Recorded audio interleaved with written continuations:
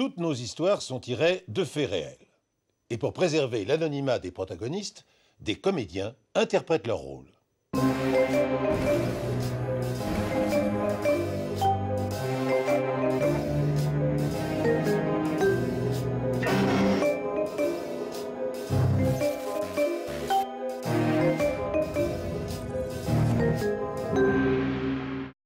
Alors que vous côtoyez un proche depuis des années, n'avez-vous pas eu un jour l'impression fulgurante de vous trouver en face d'un étranger?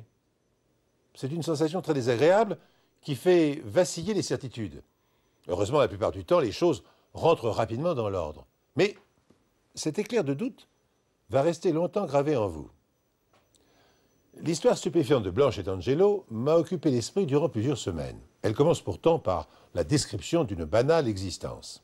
Blanche a 40 ans quand elle rencontre Angelo. Ils ont le même âge et se trouvent immédiatement de nombreux points communs. Elle est employée chez un fleuriste, il fait des petits boulots, ils habitent un logement sombre au rez-de-chaussée d'un immeuble, ils mitonnent de bons petits plats et soignent leurs plantes vertes. Ils sont gais, sympathiques, aimés de leurs voisins. Tiens, bonjour Georges, ça va? Tu vas bien? Merci, bien. Ça cause bien. Ça va? Elle est en forme. Bah oui. Et à plus tard.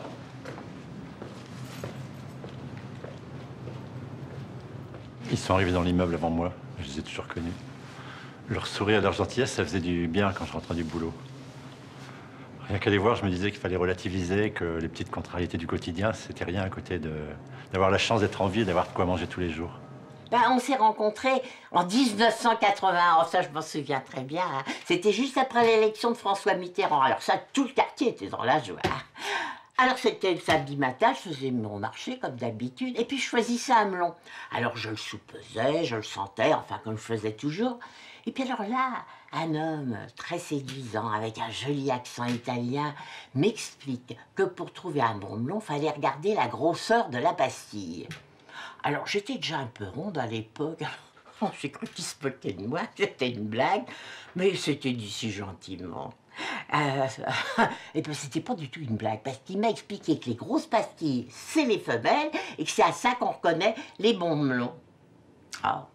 Puis alors après, là, bon, ça a été très vite, hein, je pourrais pas vous dire, mais ce qu'il y a de sûr, c'est qu'on s'est plus jamais quitté avec mon Angelo. Il s'appelait Angelo, ça veut dire ange. Ben, cet homme-là, ben, c'était mon ange, à moi, voilà. Oui, je vivais seule. Je venais de commencer là dans mon magasin de fleurs et puis j'étais dans mon petit appartement. Là, je venais d'emménager. Ben, Angelo, il est venu tout de suite habiter avec moi. Voilà. Le plus remarquable, c'était son talent pour la musique. Il chantait juste d'une manière incroyable. Plus souvent dans les immeubles, les gens qui jouent de la musique, c'est insupportable. Mais quand Angelo se mettait à chanter, tout le monde était touché. Il avait une émotion dans cet air d'Aïda. Dès qu'il démarrait, il n'y avait plus un bruit dans la cour. Certains ouvraient même les fenêtres pour l'entendre.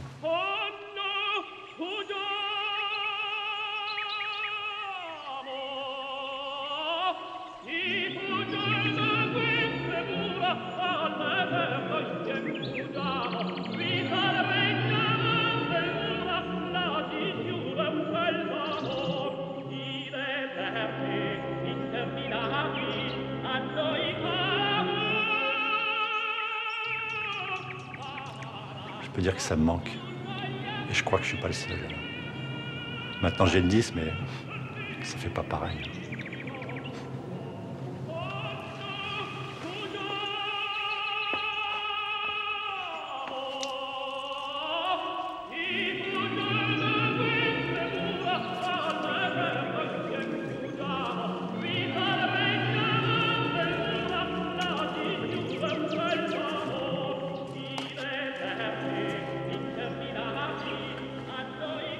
Moi, j'ai toujours aimé l'opéra.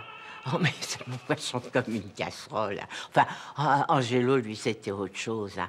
Quand il chantait, c'était comme l'escalade dans l'immeuble, un vrai ténor. Un jour, j'ai applaudi, mais il n'était pas content, hein, parce que quand il chantait son opéra, là, il perdait tout sens de l'humour. Ah. Mais les chants d'Angelo, fallait les mériter, hein, c'était que de temps en temps. Hein. Mais chaque fois, moi, j'avais la larme à l'œil. C'est qu'il y mettait tout son cœur dans son opéra, mon Angelo. Alors j'ai vite remarqué qu'Angelo, il chantait pas tous les jours, ni au hasard. Aïda, c'était chaque mois le 11. Moi, je pensais que c'était la date de leur rencontre avec Blanche. Parce qu'ils s'aimaient, ces deux-là.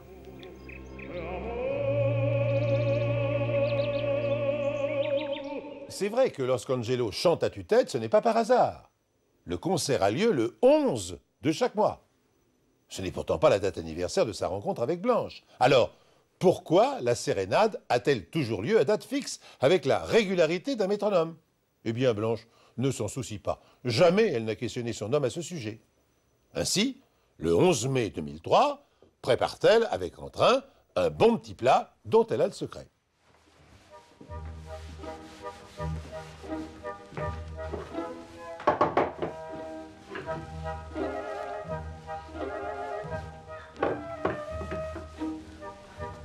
Oui, ben ce jour-là, il était plus tendu que d'habitude. Je m'en suis tout de suite rendu compte. C'est que j'avais préparé mon agneau mijoté à l'ail, là, son plat préféré. Ben, il en a mangé que 3 bouchées. D'habitude, il fallait que je me batte pour avoir ma part. Et là, ben, je sais pas, il avait pas faim. Et il me regardait même pas en face. Et puis tout à coup, il s'est mis à boire, il a bu, il a bu. Bon, c'est vrai qu'on aimait bien avoir un petit verre là pendant les repas, mais enfin comme tout le monde, quoi, sans plus. Ben alors là, hein, il avait dépassé les limites. Hein. Bon, enfin, j'ai rien dit. Alors, on peut tous avoir des hauts et des bas, non? C'était vraiment un beau couple, ils s'entendaient très bien. Mais ce jour-là, c'était autre chose. Le ton montait, j'ai l'impression qu'il avait bu. Quand il s'est mis à chanter, c'était plus fort et plus intense que d'habitude. Au point que j'ai pris le livret d'Aïda. Parce que moi, j'ai acheté l'opéra et le livret à force de l'entendre. Et là, j'ai réalisé que les mots qu'il disait en italien, quand il chantait, c'était pas les paroles du livret. Il était là. Ah, mais c'était plus le même homme. Il était comme en transe. Il chantait toujours le même air, là, bien sûr. Mais avec une espèce de force, de hargne, de haine, comme j'avais jamais vu. Enfin, vous vous rendez compte? Mon Angelo, on était comme les 2 doigts de la main. Alors ça, j'ai eu peur, hein, pour avoir peur, ça, j'ai eu peur. Et puis, quand il s'est arrêté, il s'est jeté sur moi, il s'est mis à me frapper, il m'a battu, là, comme une bête. Oh, c'était horrible. Et puis, il s'est remis à chanter, là, à tue-tête. Oh, puis dans cette langue là, auquel je comprenais rien. Vous savez, j'étais inquiet, alors j'ai pas pu m'empêcher, je suis allé jusqu'à chez eux. J'ai tapé, il n'y a pas eu de réponse, je suis rentré. Et elle était allongée par terre. J'ai cru qu'elle était morte. C'était insoutenable, en fait. Et Angelo, il était sur le canapé, livide, le regard vide, enfin, prostré. Blanche vit un cauchemar. L'homme qu'elle aime, le compagnon attentionné, s'est brusquement transformé en monstre. Il est devenu méconnaissable. Pour la première fois, Blanche a peur et craint pour sa vie. Fort heureusement, Georges Jumel, le voisin, appelle la police. Elle se rend rapidement sur les lieux et maîtrise le forcené. L'affaire pourrait donc s'arrêter là. Elle ne fait que commencer.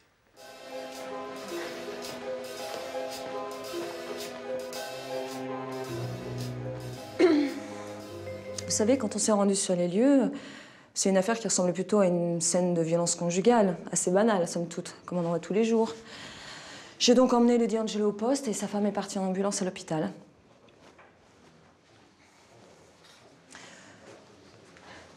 Cet homme, il était fermé, comme une mitre. Même son nom, il voulait pas le dire. Évidemment, il n'avait pas de papier sur lui.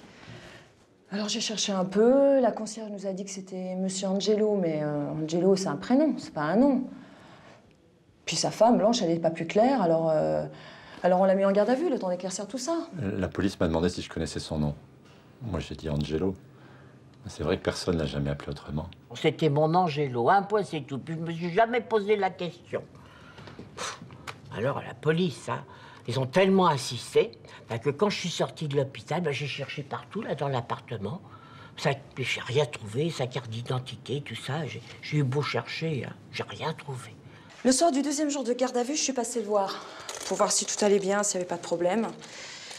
Ça allait, il était calme. Un petit peu. Il m'a souri. Ouais, c'est ça, il m'a souri d'un air énigmatique et nostalgique. Je m'en souviendrai toute ma vie. Alors je me suis rapprochée de lui pour voir s'il avait quelque chose à me dire, s'il avait envie de me parler.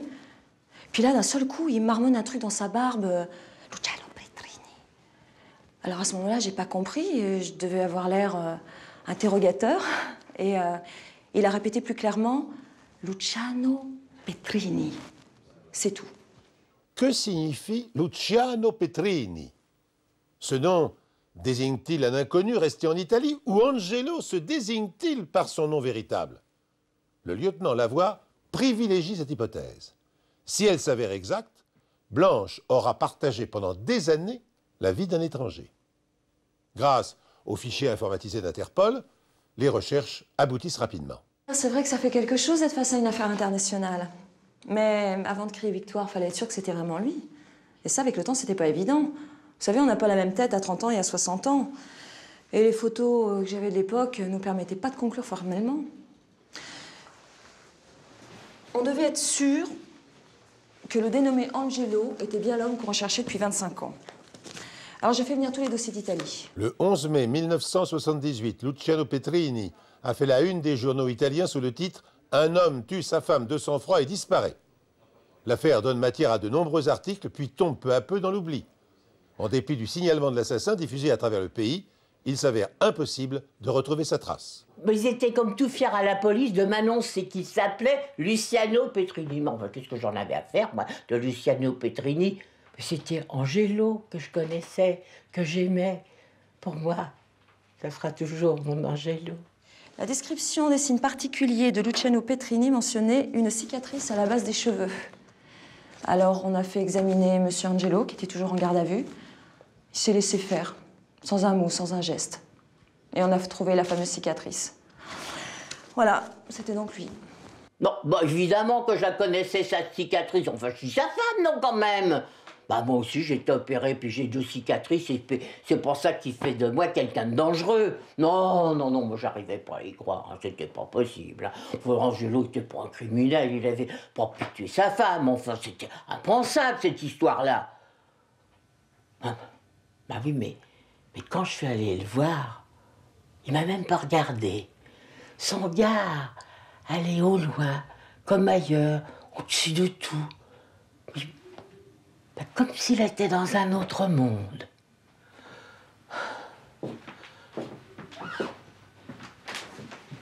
Oui. Alors là j'ai compris qu'il avait un secret trop lourd à porter. Il avait retrouvé son passé.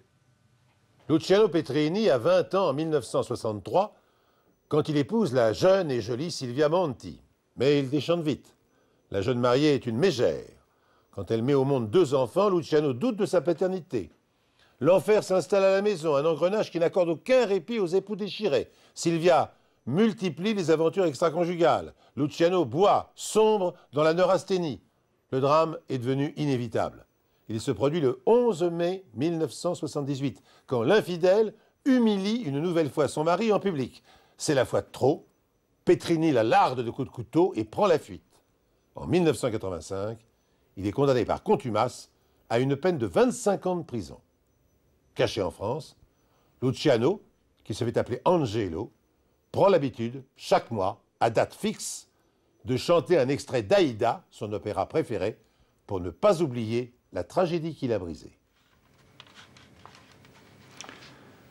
J'ai eu du mal à croire que cet homme avait pu tuer sa femme. Bon, quand je suis dans quelles circonstances, j'avoue que je le comprends. Moi, je suis pas marié et quand j'entends ça, j'ai pas de regrets.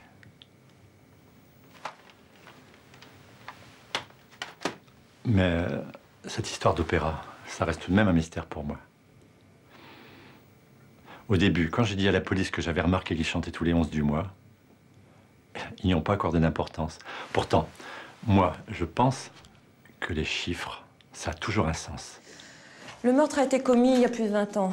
Il y a prescription. Mais quand on a voulu libérer Luciano, Angelo, il n'a pas bougé. Il est resté assis comme ça, comme si c'était pas fini. Ben, je comprenais pas, j'ai réfléchi. C'est vrai que le seul point obscur de cette affaire, c'était cette histoire de Perrin. J'ai mis un moment à comprendre. Mais quand j'ai relu le dossier des Italiens, je me suis rendu compte qu'il avait tué sa femme le 11 mai. Et là, tout m'est revenu en mémoire, tout ce que m'avait dit le voisin. Monsieur Angelo entonnait son air le 11 de chaque mois. Et ça a été évident. Le jour où il a eu ses excès de boisson et de violence envers Blanche, c'était précisément le 11 mai. Le 11 mai 2003, c'est exactement 25 ans après le meurtre de sa femme. C'était forcément pas fortuit. Un quart de siècle, c'est une date marquante. C'est précisément le temps de prison auquel il a été condamné.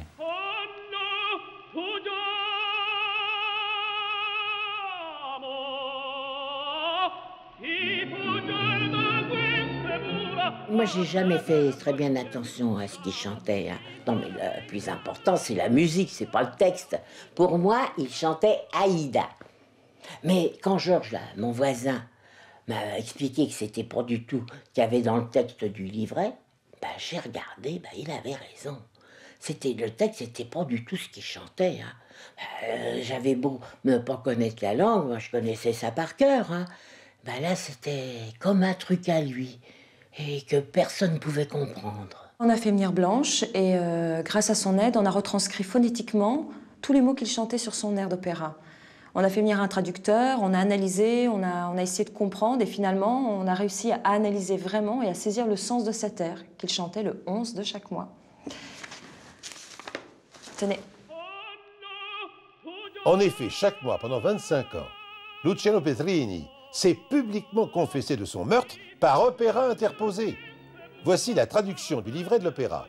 « Je suis un meurtrier.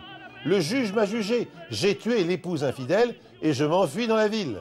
Il y a des années que je porte ma croix. Je n'ai pas d'avocat, pas de pardon. J'ai tué l'épouse infidèle. Le juge m'a jugé. Je suis un meurtrier. » Sa douleur, son crime, ses remords, mais enfin, il les exprimait dans son chant, là, visage ouvert. Et les gens de l'immeuble, ils ouvraient la fenêtre, comme pour recueillir ses aveux.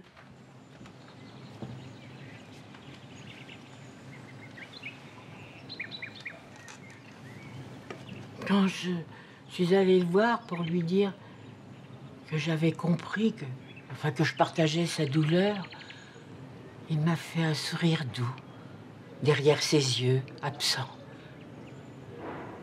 Mais il n'a pas bougé. Et puis, il ne s'est levé que pour partir, dans sa maison de repos. Placé dans une maison de repos, Angelo s'est réfugié dans le silence. Il vit aujourd'hui prostré dans un fauteuil et refuse toute visite. Blanche lui a peu à peu pardonné, quoi qu'il ait pu faire dans le passé. Elle refuse de le juger. L'homme qui la rendait heureuse, avec lequel elle partageait fou rire et bons petits plats, reste à jamais Angelo au fond de son cœur. Pour elle, il était son ange tout court. Et ça suffisait bien.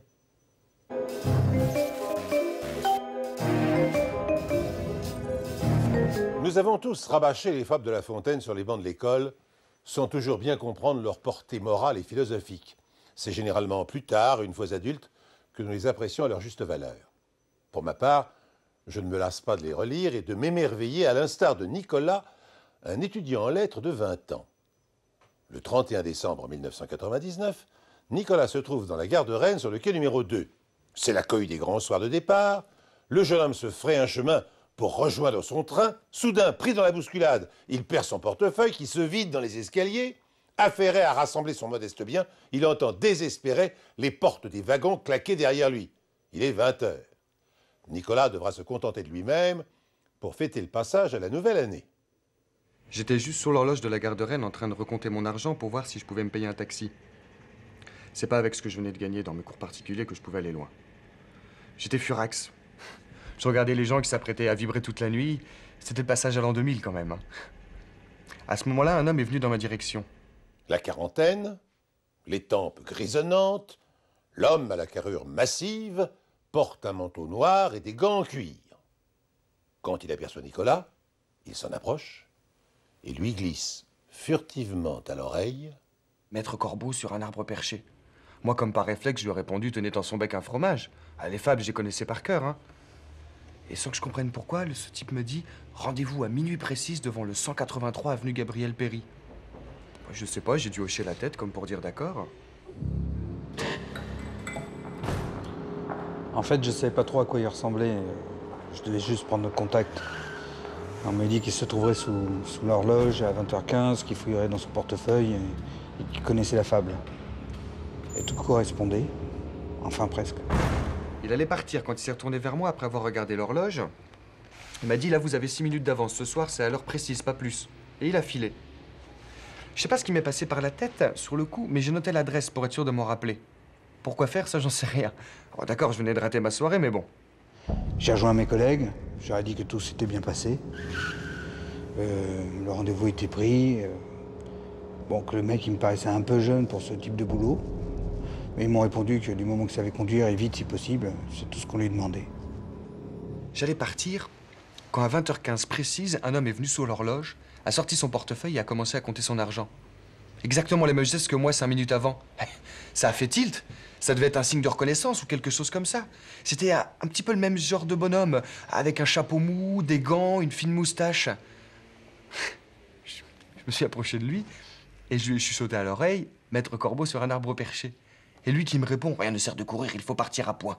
Et hop, il part dans la foule. C'était le contact, le vrai contact. J'ai fait le malin, mais je commençais à cogiter et à avoir la trouille. Je me retrouvais dans une affaire pour le moins bizarre et ça sentait le coup fourré. Des espions, des terroristes, les agents secrets. J'en sais rien. À ce moment-là, j'ai préféré aller voir la police. Non, je l'ai pas cru, le gamin. C'était quoi cette histoire de gare, de complot, présumé, de fable? Non, je vous promets, en 30 ans de carrière, j'avais jamais entendu une telle histoire. Et pourtant... J'ai donné tous les détails. Le rendez-vous sous l'horloge, ce premier type qui est venu me voir, le mot de passe, le rendez-vous, bien sûr, et le deuxième personnage. J'ai même décrit à l'inspecteur physiquement les deux personnes. Je pensais qu'il allait me montrer un classeur, comme dans les films, avec le portrait des personnes recherchées ou les personnes qui venaient de sortir de prison. Bah non, même pas. Nicolas est soulagé. Après tout, n'a-t-il pas rempli son devoir de citoyen en signalant l'incident à la police? Néanmoins, si l'inspecteur Dupuis l'a écouté d'une oreille incrédule, son récit n'a pas échappé à la curiosité d'un policier stagiaire. Ça, ce truc-là... Ouais, ça, l'histoire conjugale, c'est fini, ça, c'est cultivé. Faut se mettre dessus, hein. Je venais à peine de rejoindre la brigade, c'était mon premier poste. Bon, vous pouvez comprendre qu'on n'est pas là pour faire des preuves d'initiative personnelle quand on arrive dans une brigade. Pourtant, quand j'ai entendu la discussion entre le jeune homme et l'inspecteur Dupuis, j'ai pas pu m'empêcher de m'intéresser à cette histoire. J'allais sortir du commissariat quand il y a un jeune policier qui est venu me voir, Marshall, je crois, ou quelque chose comme ça. Enfin bref. Il m'a demandé de le suivre à la cafétéria pour lui raconter ce que je venais de dire à l'inspecteur. Alors je lui resserre les mêmes choses, le rendez-vous, le premier type, la fable, l'adresse, le deuxième type. Et puis je sais pas pourquoi, sur lui, ça avait l'air de prendre. Bah, peut-être parce qu'on avait à peu près le même âge. Ça me paraissait effectivement farfelu comme récit. Le jeune homme me paraissait quand même sincère. Et à ce moment-là, je lui ai demandé de rester 10 minutes, de patienter 10 minutes pour pouvoir en reparler à mon chef. Il paraissait convaincu par l'histoire, ou du moins, il a réussi à me convaincre que ça valait peut-être le coup d'aller faire un saut à l'adresse du rendez-vous. Nous y sommes allés avec le jeune homme, et comme prévu... Il n'y avait rien. Ou en tout cas presque rien, juste une agence immobilière, je crois. Il était 10 h, la rue était complètement déserte. Je suis descendu de la voiture pour faire un petit tour, voir si je voyais un des deux types de la gare. Les deux policiers sont venus avec moi, mais très rapidement, le plus vieux, l'inspecteur, a dit quelque chose du genre « Allez hop, on n'a pas que ça à faire, on y va ». J'étais pas furieux du tout, mais il fallait rentrer au commissariat parce que, en général, les nuits de réveillon se foncent moins calmes. Et là, c'était quand même la nuit de l'an 2000. Donc on a repris la voiture, on a déposé le gamin au centre-ville et on est retourné à nos dossiers. Pourtant, je sais pas pourquoi, mais j'avais l'impression que le gamin lâcherait pas l'affaire. Il est 23 h quand Nicolas se retrouve seul, son sac sur le dos au cœur de Rennes. En dépit du froid qui brûle les visages et de la bruine qui glace les os, les bars sont pleins et des groupes de fêtards déambulent dans les rues. Le passage à l'an 2000 approche dans la fébrilité. Sur la place, il y avait un groupe d'une dizaine de personnes qui buvaient, qui chantaient. Je me suis joint à eux pour avoir un petit peu l'impression de participer à la fête, quoi. Et je m'en voulais quand même un petit peu d'avoir emmené le jeune policier dans cette affaire. Mais bon. En revenant donc au bureau, et j'ai eu le droit à une petite leçon de mon chef. C'était tout à fait normal. Il est resté courtois, je peux même dire paternaliste. Et je me souviens encore, il me disait « Marshall, c'est pas très grave, vous êtes jeune, vous êtes là pour apprendre. » Bon. Et puis rapidement, les premières interventions liées au dérapage du réveillon m'ont remis les pieds sur terre.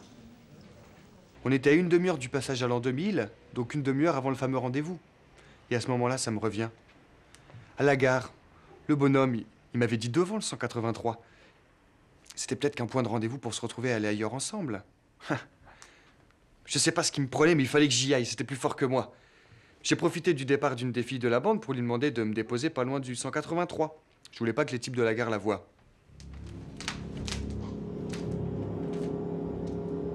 Il devait être -5 quand on est arrivé sur l'avenue Gabriel Péri. Je ne sais pas pourquoi j'avais un pressentiment, alors j'ai demandé au chauffeur de la première voiture d'aller se garer un peu plus loin, histoire de surveiller un peu le quartier, voir. Il n'y avait personne. Et à minuit pile, le contact est arrivé comme prévu, devant le 183.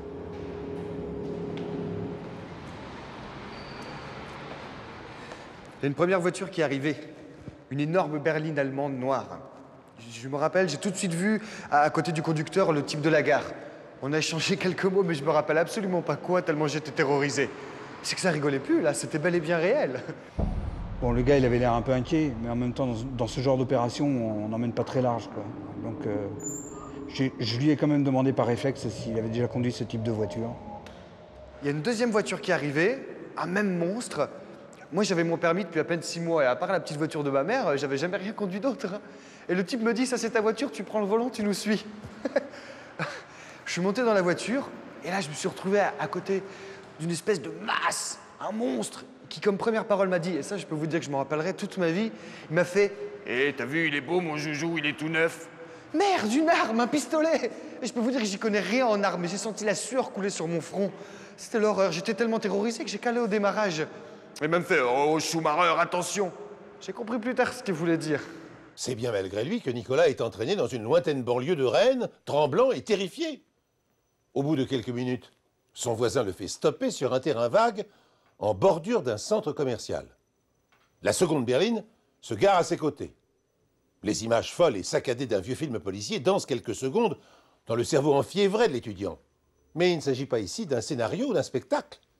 Nicolas est bel et bien plongé dans une réalité dont il est le héros et la victime. J'ai ouvert le coffre, j'ai sorti les armes, les bas. Tout le monde savait ce qu'il avait à faire. Le premier s'occupait du vigile, le deuxième du coffre. Et moi et le gamin, on restait dans les voitures à faire le guet, histoire de prévenir au cas où. Et après on filait. C'était un jeu d'enfant, normalement. Quand j'ai vu la tiraille, tout était clair. Je me retrouvais en plein cœur d'un braquage. Et c'est comme ça que je me suis vu avec un bas sur la tête et un flingue posé à côté de moi sur la banquette. J'avais une de ces frousses. Je transpirais, j'avais les mains moites, j'avais envie de hurler. Et c'est que ça rigolait plus, là, c'était bel et bien réel. J'avais tellement la trouille que j'ai failli prendre le flingue et m'enfuir en courant. Je suis resté en contact radio avec les deux autres. Et vraiment tout se passait comme prévu. Ils avaient neutralisé le gardien, le coffre avait sauté. Et j'ai vu les gars revenir avec le butin. Enfin, vraiment, ça se passait comme dans un rêve. Bon, j'étais sur le point de craquer, et là j'ai vu cette espèce de colosse arriver vers moi en courant, avec 2 énormes sacs à la main. Je suis sorti de la voiture à toute allure, j'ai ouvert le coffre comme par réflexe, il a tout mis dedans, je suis remonté dans la voiture, j'ai mis le contact, j'ai accéléré comme un dératé, la voiture, l'autre, elle était déjà partie depuis longtemps. Ce qui était très surprenant, c'est que c'était comme s'il y avait moi aussi très peur de me faire attraper. Alors que j'attendais que ça, je contrôlais plus rien, ce qui se passait. Et donc, on est parti à toute allure. Et là, on est arrivé à une espèce de rond-point. Il y a eu plein de lumière, des cris, j'ai entendu des coups de frein, je contrôlais plus rien. Et là, le noir total, quoi. Donc on était arrivé vers 23h45. C'était 23h45 pour une dispute conjugale, je crois. Pas très loin de l'avenue Gabriel Péri. avec une brigade qui, elle, devait faire le tour de la zone industrielle. Et c'est à ce moment-là que j'ai repensé à l'histoire du jeune homme et que j'ai demandé donc une dernière fois à l'inspecteur Dupuis si on pouvait aller jeter un œil rapidement et profiter des 3 véhicules de fonction qu'on avait avec la brigade.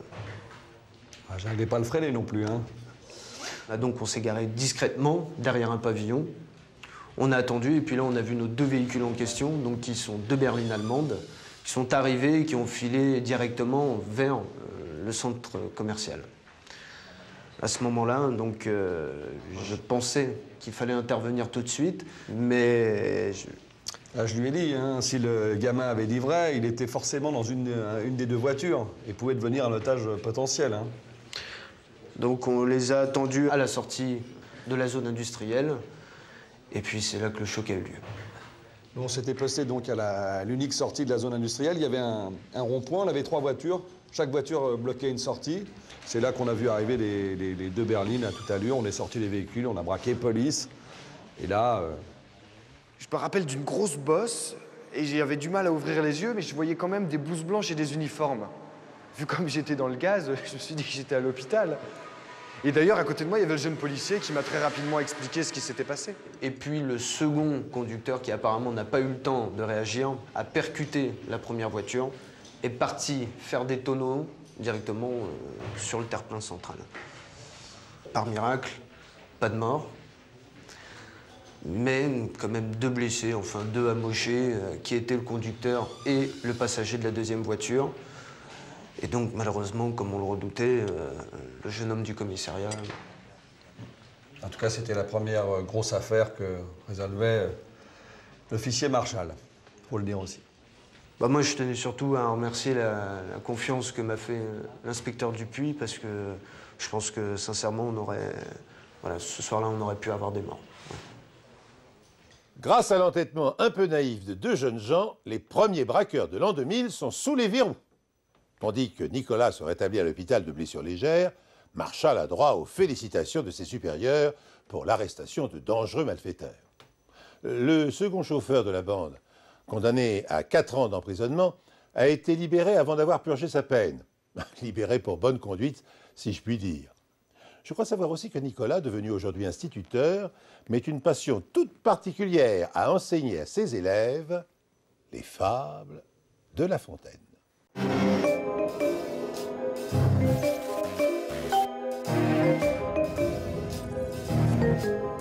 On s'imagine toujours qu'il ne se passe strictement rien dans les beaux quartiers, que les gens riches s'ennuient, écrasés sous le poids des conventions et des mondanités. N'en croyez rien. L'histoire que vient de me raconter un ami journaliste prouve le contraire, et je vous la rapporte bien volontiers. La comtesse Joséphine de Lalande est le personnage central de cette affaire. Dans la haute société parisienne, tout le monde pense la connaître. Et pourtant, qui est vraiment la comtesse de Lalande? Ma tante. Une femme admirable, mais secrète. Un cerveau, cette comtesse. Il n'y a pas à dire, la comtesse de Lalande, une artiste de haute volée. Hein. Joséphine, c'était Dr Jekyll et Mr Hyde. Derrière lequel de ces masques se cache notre comtesse. À 70 ans, cette veuve de général profite de la vie. Elle mitonne de bons petits plats, pratique le yoga et adore aller au cinéma voir des polars sanglants. Le 18 mars 2000, il est minuit, quand la comtesse veille dans son appartement du 16e arrondissement de Paris. Soudain, un bruit la fait sursauter. Elle court vers une fenêtre et étouffe un cri. Un homme en équilibre progresse sur la corniche de l'immeuble à quelques mètres au-dessus d'elle. Un voleur. Chez qui va-t-il entrer? Pas chez les Monterrey tout de même. Eh, mais si! La comtesse se réjouit en silence, ça leur apprendra à ces banquiers prétentieux. Tout à coup, des lampes s'allument, la cour se remplit d'hommes en uniforme. Quelqu'un d'autre a dû voir le voleur et avertir la police. Vers minuit, un coup de téléphone nous a prévenu de la présence d'un homme sur les toits. Arrivés sur place, mes hommes ont passé l'immeuble au peigne fin, mais rien. Rien du tout. De la cave aux chambres de bonne, on a cherché partout, pour finalement m'en rentrer bredouille. Quand je suis sorti de l'appartement, en fait, j'étais coincé sur le palier, il y avait des policiers qui montaient du rez-de-chaussée. Et j'étais coincé, et puis j'entends une voix m'appeler. C'est une petite vieille dame, à l'étage du dessous, qui me faisait signe de venir. Donc, moi, j'ai pas hésité, j'ai sauté dans son appartement. Et là, elle m'a tout de suite demandé ce que j'avais volé chez ses voisins. Je lui dis rien. J'ai rien volé, j'avais eu le temps de rien voler, justement. Je lui demande pourquoi elle veut m'aider. Et elle me dit qu'elle déteste ses voisins du haut, les Montéry. Non, il n'y a pas à dire. C'est une marrante. Cette Joséphine. J'aurais pas passé la soirée avec elle quand même. C'était une marrante. J'ai laissé sur place 2 de mes hommes, comme on fait d'habitude dans ces cas-là, et je suis rentré au commissariat. Elle m'a dit qu'elle avait absolument pas l'intention de me livrer à la police. D'ailleurs, les flics, on les a entendus quitter l'immeuble 5 minutes plus tard. Et là, elle s'est présentée à moi. Comtesse Joséphine de Lalande. Une comtesse. J'en connaissais pas des comtesses, mais alors je les imaginais pas aussi drôles que ça, quoi. Alors là, elle a commencé à me poser plein de questions sur moi. Moi, j'étais un peu obligé de lui répondre, hein, vu la situation. Et puis elle m'a dit, « Jeune homme, j'ai une idée, mais elle n'est valable que si vous êtes un vrai professionnel. » J'étais très agacé par cette histoire. Il est fréquent qu'on nous appelle pour nous signaler des rôdeurs, mais en général, c'est pas pour rien. Vous savez, ce quartier, c'est une aubaine pour les cambrioleurs. Mais là, d'habitude, on arrive toujours à les attraper, mais là, rien. Et tenez-vous bien, elle m'a carrément proposé de m'aider à dépouiller tout le gratin. Et elle en connaissait du monde, hein. Et c'est cette nuit-là que je suis devenu l'associé de la comtesse Joséphine de Lalande. J'étais sûr qu'on avait laissé s'échapper les types. Et ça m'agaçait fortement. Notre premier coup, il a eu lieu 2 jours après notre rencontre, chez Anémone du Plessis. C'est une vieille pie qui habitait pas loin de chez la comtesse. Elle pouvait pas la saquer. Elle l'a invité chez elle à venir prendre le thé. Et pendant ce temps-là, moi, je suis allé me servir. Et tenez-vous bien, hein, elle m'avait dit de pas prendre les bijoux qui étaient dans la table de nuit, que c'était du toc. Il fallait prendre les bijoux qui étaient dans le bureau de son mari. C'est la première fois que je visitais un appartement avec autant de détails. Entre le 18 et le 30 mars, il y a eu 9 cambriolages dans ce secteur du 16e arrondissement. 9 en 12 jours. Ça a fait largement exploser les statistiques. Mes supérieurs ont pris l'affaire très au sérieux. Vous pensez, les victimes étaient des préfets ou des chefs de cabinet et j'en passe. La presse, évidemment, en a fait ses gros titres. Le cambrioleur du 16e, l'Arsène Lupin des temps 2000, le Robin des Bois des quartiers chics. Enfin, génial. Ah oui, j'en regrette cette période. Je sais, je devrais pas dire ça. Je suis sorti de prison il n'y a pas tellement longtemps. Et c'est pas les vols faciles, hein, que je regrette. Non, ce que je regrette... Ouais, évidemment, j'ai gagné beaucoup d'argent. Joséphine voulait pas partager. Elle voulait absolument pas partager. Elle me disait... je l'entends encore me dire... non, Frédéric, écoutez, si vous arrivez à vendre ce collier, vous gardez le fruit de la vente pour vous. Moi, la seule chose dont j'ai envie, c'est m'amuser un peu, et puis donner une bonne leçon à tous ces fâcheux. Ces fâcheux. J'avais jamais entendu dire cette expression de ma vie. Non, c'était une marrante, Joséphine. C'est elle que je regrette, en fait. Après chaque larcin, le rituel est immuable. Frédéric Berger se rend directement chez Madame de Lalande. Il déverse le contenu de son gros sac de toile sur la table du salon.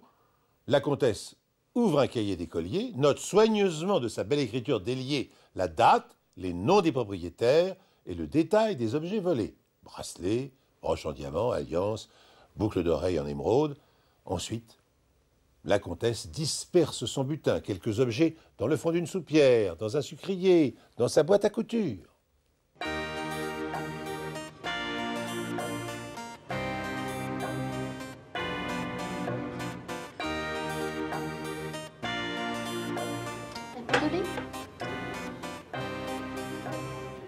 J'ai été la première à être cambriolée.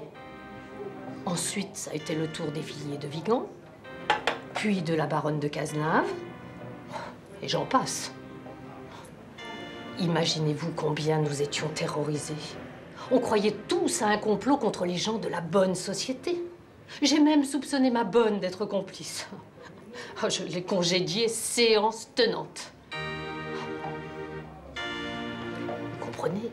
Chez moi, ils n'ont pris que les bijoux de valeur. Ah, pas les autres, les faux. Ceux que je ne porte jamais, bien sûr. C'est comme s'ils savaient où se trouvaient les objets à voler. Et partout, ça a été le même manège. Alors, évidemment, c'est normal. Tout le monde a pensé aux domestiques. 17 octobre. Depuis 6 mois, le voleur du 16e et ses 60 cambriolages font la une des journaux. 19 h, on sonne à la porte de l'appartement de la comtesse Joséphine de Lalande. Il est tard, ça ne peut être que Frédéric. Mais elle ne l'attendait pas ce soir-là. Pourquoi vient-il la voir? Qu'est-il arrivé? La comtesse se lève et va ouvrir. Elle ignore bien sûr qu'elle est en train de vivre les dernières minutes de son existence. Je rentrais d'un week-end dans le Perche chez le comte et la comtesse de Mérieux. Nous avions passé 2 jours à parler de ce voleur du 16e. Les 2 Mérieux étaient très soucieux. Ils avaient laissé leurs enfants seuls dans leur appartement parisien. Et c'est en rentrant chez moi que j'ai appris le décès de tante Joséphine. Pourquoi elle? J'étais sa seule famille, son unique héritier. Quelle femme, quelle sainte. Elle était à la tête d'une fortune très confortable, mais elle n'oubliait jamais les miséreux. À la première heure le lendemain, j'ai couru chez ma pauvre tante. Je voulais la veiller. Et ce week-end-là, on avait décidé de faire une pause. Moi, je me suis offert un super week-end en Normandie, dans un palace. Bah écoutez, quand on gagne de l'argent, il faut bien le dépenser. Hein. Et Joséphine, elle bougeait jamais de Paris. D'ailleurs, avec qui serait-elle partie? Elle détestait tous les gens de son entourage. Elle ne pouvait pas les saquer. Elle n'avait pas de famille. À part un neveu, elle ne l'aimait pas trop non plus. Donc je vous dis, la seule personne qu'elle aimait, c'était moi. J'étais en train de me recueillir devant la dépouille de ma pauvre tante quand le concierge est venu sonner. Cet odieux personnage s'est mis à tenir des propos scandaleux à l'égard de ma tante. Il s'est mis à sous-entendre qu'elle profitait bien de la vie pour son âge, qu'elle fréquentait un jeune homme qui venait régulièrement la voir. Enfin bon, un gigolo, voilà. Je peux vous dire que je l'ai mis dehors et vite fait, bien fait. J'étais tellement énervé que je suis allé me préparer un lait chaud dans la cuisine. Un certain monsieur de Lalande cherchait à me joindre. Il voulait me parler du voleur du 16e. Inutile de vous dire que j'ai rappelé tout de suite. Hein, parce qu'il faut vous rappeler que ça fait 6 mois que cette bande me faisait tourner en bourrique. Je cherchais du sucre pour mon lait chaud. Ça n'était pas très bien rangé chez ma tante. Enfin, j'ai trouvé le sucrier. Et quand je l'ai ouvert, je suis resté alors comme un idiot. Mais alors, bouche bée, le sucrier était rempli, regorgeait de broches en diamant, de pendentifs, de bagues, enfin que des bijoux de grande valeur.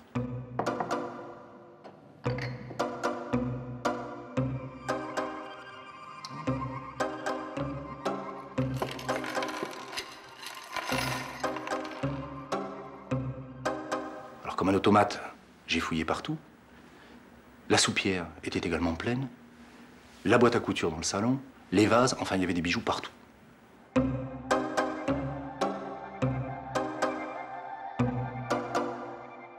J'ai appelé monsieur de Lalande au numéro qu'il avait laissé à mon adjoint, chez sa tante. J'ai cru d'abord que la comtesse s'était fait cambrioler. Elle habite le 16e, c'était devenu un automatisme chez moi. Mais non, il ne voulait pas porter plainte. Il voulait me dire qu'il avait trouvé tout un tas de bijoux de valeur chez sa défunte tante. Tous les bijoux qui avaient été volés depuis des mois. Donc en attendant la police, j'ai continué à fouiller et je suis tombé sur un cahier d'écolier caché sous une potiche chinoise. J'ai cru que je défaillais quand j'ai lu 23 septembre, volé chez la comtesse du Plessis, un bracelet en or, une broche sertie d'émeraude, une bague en diamant. Chez la baronne de Cazenave, 12 novembre, enfin, j'en passe. Enfin, j'en ai fait tomber mon lait chaud, c'est simple. Tante Joséphine tenait les comptes du voleur du 16e. Mais si c'était elle, le voleur?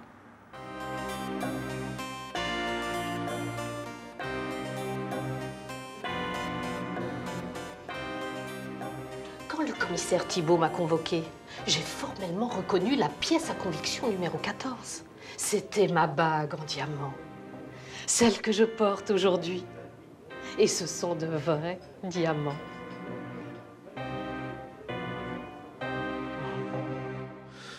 J'étais passé pour un incapable auprès de la presse, de mes supérieurs, et tout ça à cause d'une vieille comtesse de 70 ans.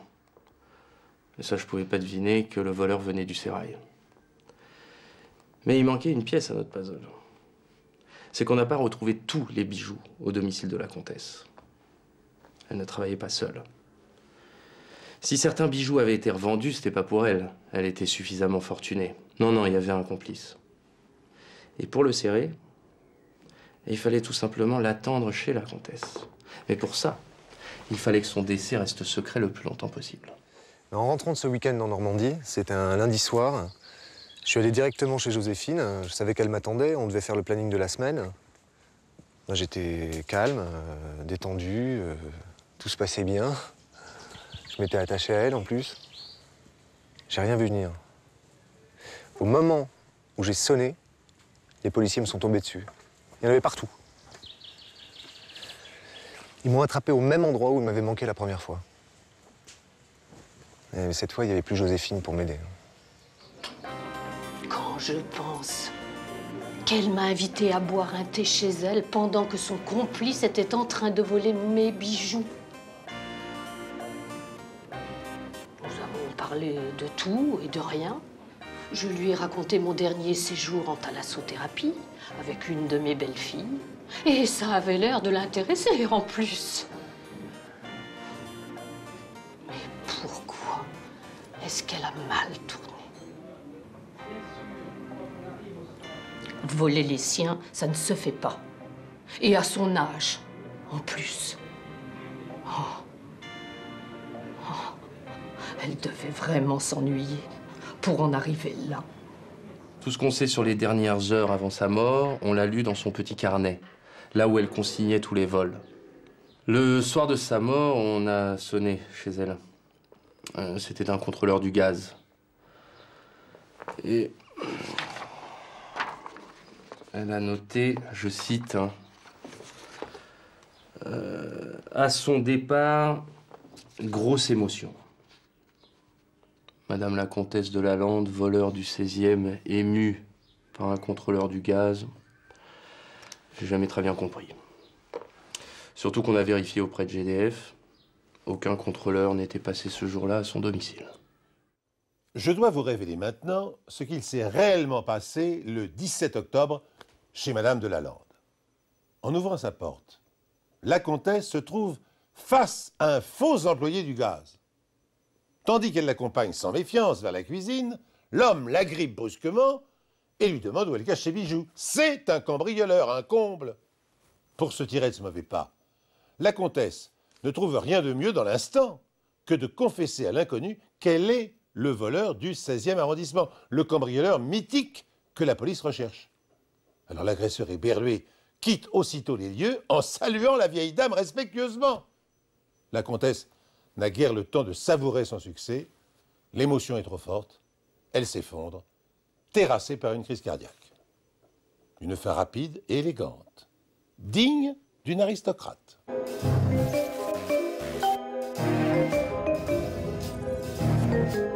La vengeance est un plat qui se mange froid, qui peut aussi, à l'occasion, se déguster très pimenté si l'instigateur du châtiment choisit de vivre sous les tropiques. Voici donc une histoire brûlante et haute en couleurs qui, j'en suis persuadé, ne manquera pas de vous étonner. Mais laissez-moi tout d'abord faire les présentations. Nous avons Romain Thibault, 29 ans, informaticien dans un groupe de presse parisien. Romain est célibataire. Il lui arrive à l'occasion de répondre aux petites annonces matrimoniales éditées dans les journaux par son entreprise, surtout lorsque l'annonce est particulièrement alléchante.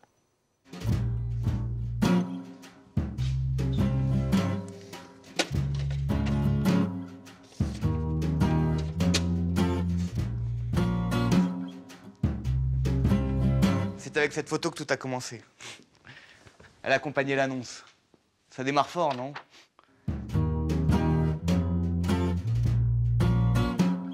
Nous trouvons ensuite Luc Delannoy, 32 ans, célibataire et cadre commercial dans une agence de communication. Luc n'est pas coutumier des petites annonces.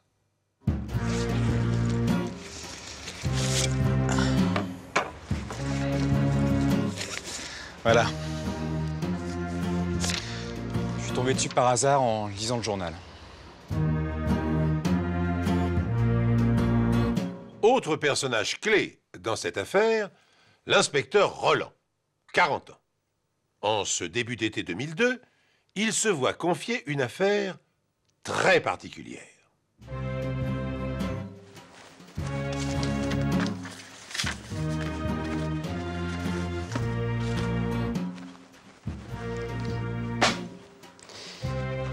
Voilà donc l'objet du délit.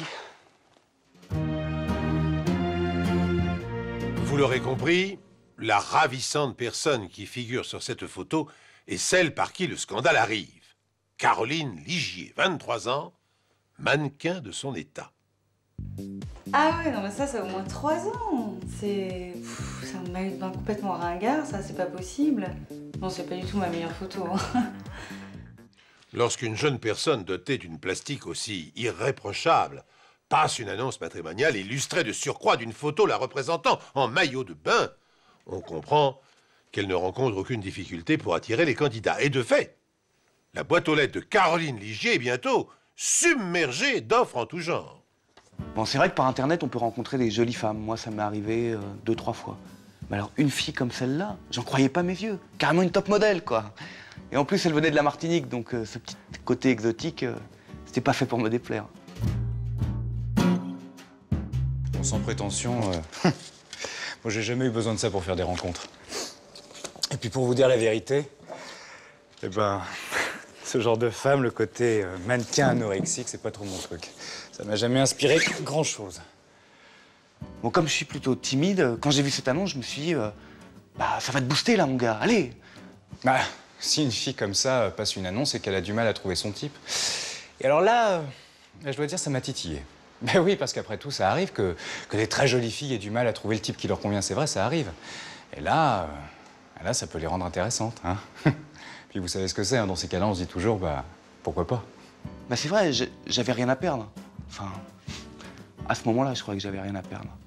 Oui, alors donc, je lui ai écrit. Elle me répond très vite. Elle me dit qu'en Martinique, elle n'a aucun avenir. Oui, parce que mademoiselle voulait devenir mannequin. un jus d'orange, s'il vous plaît. Tous les hommes s'intéressaient qu'à son physique. Et elle cherchait autre chose. Plutôt bon argument, ça, pour moi. Bref, on s'est écrit pendant quelques moments, environ 2 mois. Elle s'intéressait à mon travail. Elle disait qu'elle était passionnée par la communication, qu'elle mourrait d'envie de découvrir Paris, que ça la faisait fantasmer à mort. Elle venait d'une famille de petits fonctionnaires blancs installés là-bas depuis des générations. Elle me parlait de son enfance. Elle m'a raconté toutes ces histoires d'amour malheureuses. Bref, le grand jeu. Non, j'ai vraiment commencé à y croire. Ben, j'avais l'impression que le courant passait bien dans nos lettres, qu'on avait plein de choses en commun. Au bout d'un moment, j'ai proposé de venir la voir, de passer, je sais pas moi, 2-3 semaines en Martinique, sympa. Et alors, j'ai rapidement compris qu'elle avait surtout envie de venir, elle. Et puis elle délirait sur Paris, la métropole, ses projets professionnels. Et puis je sentais qu'elle avait envie de venir, c'était de plus en plus pressant. Non mais son problème, c'était l'argent. Eh oui, elle vivait encore chez ses parents qui avaient de très petits moyens. Elle était sans emploi, évidemment. Et oui, elle venait de se faire arnaquer par un photographe. Hein. Bon, bref, vous voyez le topo, hein, la pauvre petite fille éplorée qui avait tant besoin d'attention. Il lui manquait 400 € pour le voyage. J'ai proposé de lui envoyer. Oh, bah ça, elle a d'abord refusé. Puis finalement, elle a accepté. Mais elle préférait en liquide, par mandat postal. La date d'un rendez-vous est fixée peu après à l'aéroport d'Orly où Caroline doit débarquer en provenance de la Martinique. Ignorant tout de l'existence de l'autre, Romain et Luc s'y retrouvent, impatients de faire enfin connaissance avec la créature de rêve qu'ils convoitent de séduire. Dans le flot de passagers, il y avait très peu de blancs. Donc a priori, elle était facile à repérer. Je la guettais. Je portais une veste. J'avais mis une nouvelle toilette et j'avais acheté des fleurs. Des lys, je me souviens, parce que la fleuriste m'avait dit que ça portait bonheur en amour. Alors bon, tous les passagers de l'avion défilent l'un après l'autre, puis arrivent les derniers. Et alors là, devinez quoi? Pas de Caroline Ligier. Et tout à coup, à côté de moi, j'ai vu un type qui avait dans une main un bouquet de fleurs et dans l'autre main une photo. Je me suis penché pour voir la photo et là, ça a dégénéré grave. J'ai dit au type, excusez-moi, mais je crois qu'on attend la même personne. Effectivement, il avait la même photo. Bon, là, déjà, ça commençait à craindre sérieusement, hein? Et c'était pas fini. Bon, allez, j'y vais. Et là, tout autour de nous, une horde de mecs super sapés avec un bouquet de fleurs et une photo de Caroline Ligier. Des vrais clones. Ils étaient 60. 60 types. Ils se sont regardés et ont tout de suite compris. Ils ont déboulé comme un seul homme directement au commissariat de l'aéroport. Là, c'est un collègue qui les a reçus.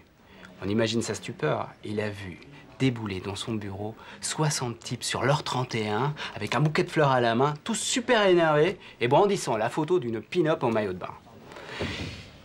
Bah là, je crois qu'il a hésité entre la panique et un fou rire. Et puis les 60 types, les uns après les autres, eh bien, ils ont déposé une plainte contre Caroline Ligier en disant qu'elle les avait escroqués de 400 €. L'enquête est confiée à l'inspecteur Roland. Il prend aussitôt contact avec un confrère de Fort-de-France qui retrouve sans difficulté la trace de Caroline Ligier. Son nom figure bien sur une boîte aux lettres, mais accompagné d'un autre nom, celui de Benjamin Bonenfant. Et leur appartement est vide. Quant à l'inspecteur Roland, il écume à Paris des agences de mannequins en quête d'une certaine Caroline Ligier.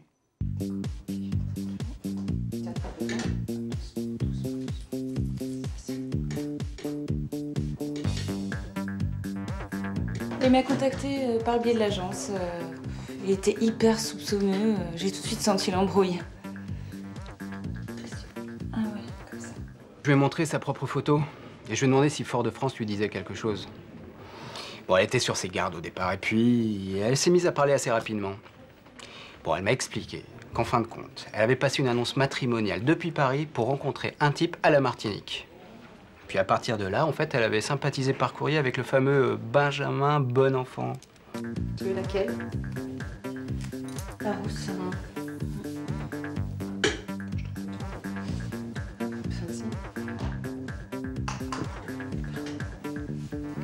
On s'est rencontrés là-bas, je suis allée le retrouver en Martinique. Et puis, il m'a pas plu, quoi. Donc j'ai expliqué gentiment que ça allait pas marcher entre nous, que c'était mon droit. Et puis, moi, je l'ai forcé à rien en plus. C'est lui qui a absolument voulu me payer le billet d'avion pour aller là-bas. Donc voilà, on s'est jamais revus. Ouais, mais n'empêche que Mademoiselle Ligier a quand même profité d'un voyage gratuit. Elle est restée quand même 15 jours à la Martinique. Oui, je suis restée 15 jours. Et alors, j'allais pas faire un voyage pareil pour rester une journée à la Martinique. En plus, c'est la première fois que j'allais aux Antilles. Et puis j'ai adoré. C'était vraiment des plages d'enfer, des gens super cool, autant en profiter. Je vois vraiment pas où est le mal. Puis je vais montrer les 60 photos. Toutes identiques.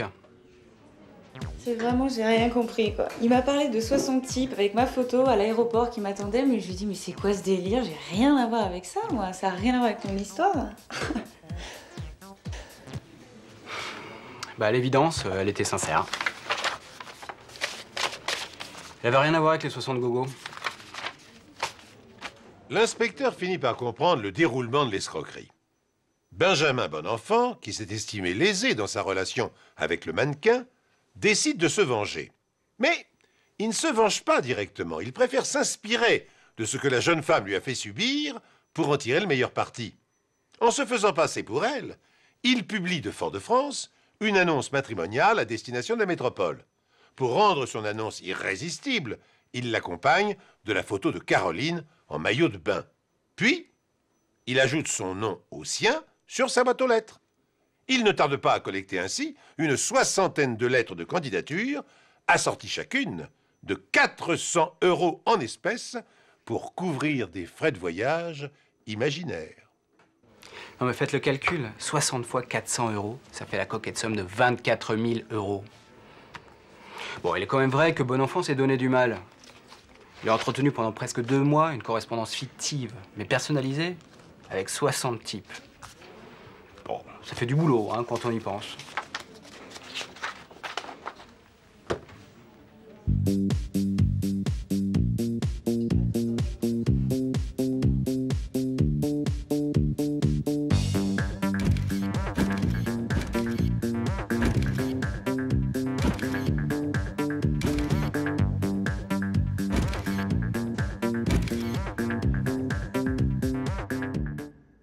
On n'a jamais retrouvé la trace de Benjamin Bonenfant.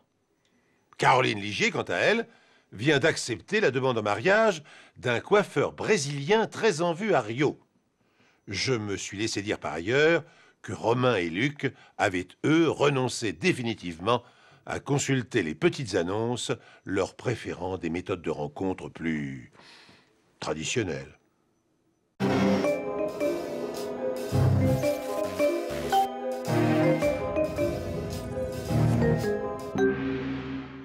J'ai beaucoup hésité avant de sélectionner l'histoire que je vais vous raconter tout de suite. Elle est tellement extraordinaire, elle fait appel à tant de coïncidences heureuses, que j'ai d'abord craint que vous ne la trouviez excessive. Puis je me suis ravisé car, comme il s'agit d'un fait divers parfaitement authentique, il serait vraiment dommage de vous en priver. Jean-Ernest a 45 ans et sa femme Marie 42. Ils forment ce qu'il est convenu d'appeler un beau couple. Ils sont mariés depuis 8 ans. Et en dépit de fréquentes tensions, leur union semble faite pour durer. Jean dirige une importante concession automobile dans les Hauts-de-Seine. Marie possède un salon d'esthétique. Ils habitent une agréable villa dans un quartier résidentiel de Meudon. Un soir, pour un motif futile, une dispute éclate entre les époux. On voulait refaire les peintures de l'appartement, enfin de la maison, et j'avais émis l'idée que la chambre d'amis, je me souviens, je voulais qu'on la fasse en vert, un vert pâle. Et elle m'a dit, oui, le vert, ça porte malheur, enfin... Et j'ai dit, mais d'où tu sors ça? J'avais horreur de ce côté superstitieux. J'ai dû lui dire, tu tiens ça de ta mère ou quoi. Et, bon, un mot plus haut que l'autre. Et c'est parti en vrille, quoi. Et c'est vrai que je me suis emporté et que j'ai dû la traiter de pauvre idiote. M'insulter. C'était terrible. Vous savez, à ce moment-là, il était très très irritable, il allait mal. Et donc il m'a insulté violemment et voilà. Mais il faut que je vous dise quelque chose en plus. À mon avis, il avait une liaison. Puis bon, ça faisait plusieurs fois qu'elle me faisait du chantage au divorce, me parlait de ma secrétaire, enfin des histoires de parfums, Puis à force d'en parler du divorce, je me suis dit, bon, pourquoi pas après tout. C'est vrai qu'on n'avait pas d'enfant et c'était une éventualité à laquelle de temps en temps je pensais, quoi. Il n'avait jamais voulu avoir d'enfant, voilà. Et moi, ça me faisait souffrir, vous comprenez? C'était quelque chose de terrible pour moi. J'avais l'impression que j'avais tout donné pour lui, que j'avais fait le maximum dans ma vie. Et puis pour moi, c'était très lourd. J'avais l'impression que ma vie ressemblait à rien. J'avais l'impression que j'arrivais à 42 ans et puis que tout était fini. Cette chambre d'amis, ça aurait dû être la chambre de notre enfant, vous voyez. Et elle est partie dans la cuisine. Je l'ai entendue pleurer.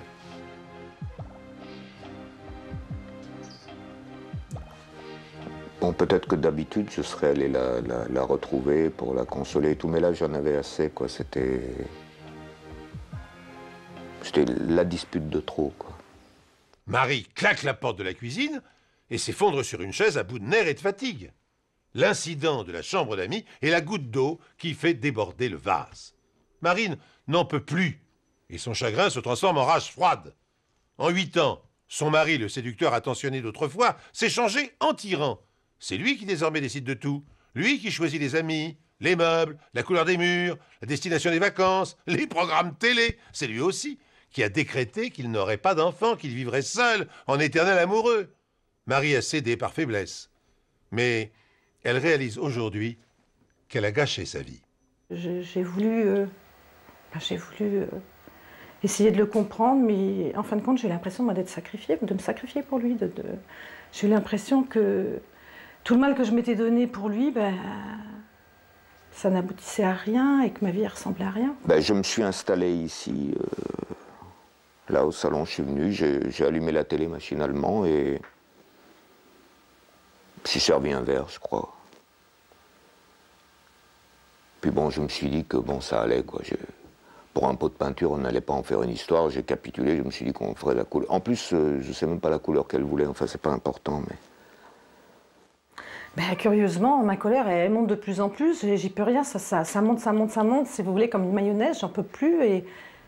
Et oui, je sens une espèce de rage qui me submerge, qui m'attrape. Et c'est de pire en pire, ça monte, ça monte. Cette colère à l'intérieur de moi, c'est fou. C'est pas facile à expliquer, en fin de compte. Bon, je croyais que c'était terminé, quoi, qu'elle était... Bon, Marie est partie dans la cuisine... Puis voilà, quoi, c'était... À ce moment-là, j'éprouvais vraiment de la haine pour Jean. Mais vraiment, vraiment une très, très forte haine. Mais une haine, vous savez, comme une haine qu'on a accumulée pendant des années, là, quelque chose de très, très lourd. Je pensais que c'était terminé. Elle pleurait, puis elle s'est arrêtée de pleurer. Ben, j'étais là, et tout d'un coup, je me suis rappelé qu'il y avait le pistolet de Jean dans le tiroir. Et je savais que ce pistolet était chargé, ce revolver était chargé, vous voyez. Et puis en plus, je savais qu'il fallait tirer sur un petit taquet là, pour la sûreté. Donc j'ai pris le pistolet, j'ai retiré le petit taquet. Mon mari m'avait expliqué comment ça fonctionnait. Il m'avait dit que je pourrais l'utiliser pour me défendre, vous voyez, c'était une sûreté. Et puis une fois que j'ai enlevé tout ça, le pistolet était prêt.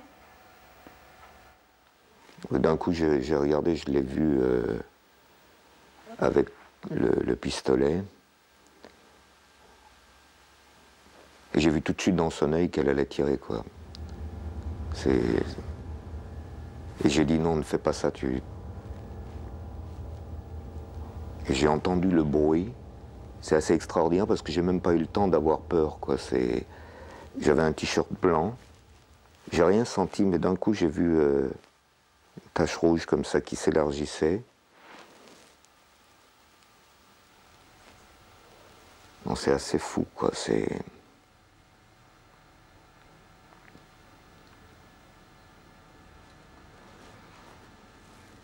Je crois que c'est le coup de feu qui m'a réveillée, qui m'a donné comme un coup de fouet. Et puis là, d'un coup, je me suis sentie mais coupable. Je me suis sentie terrorisée, j'ai eu peur, je me suis dit, c'est pas possible, qu'est-ce que j'ai fait là? C'est pas possible, je n'arrivais pas à le croire moi-même. Je voulais pas faire ça, elle hurlait. J'ai essayé de la calmer. En même temps, je voyais que le sang commençait à couler de plus en plus fort et je sentais la douleur, quoi, là. Et je lui ai demandé d'appeler les pompiers très vite. Peu après, une ambulance, toute sirène hurlante, fonce vers l'hôpital de Clamart. Le blessé est aussitôt conduit au bloc opératoire où l'attend une équipe prête à tenter l'intervention de la dernière chance. C'était une horreur parce que j'ai passé mon temps à attendre.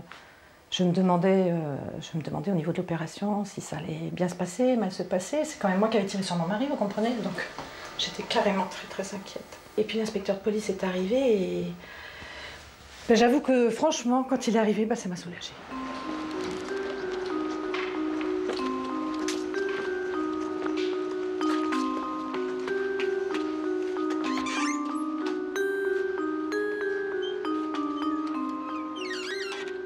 Eh bien, Madame Ernest a avoué tout de suite.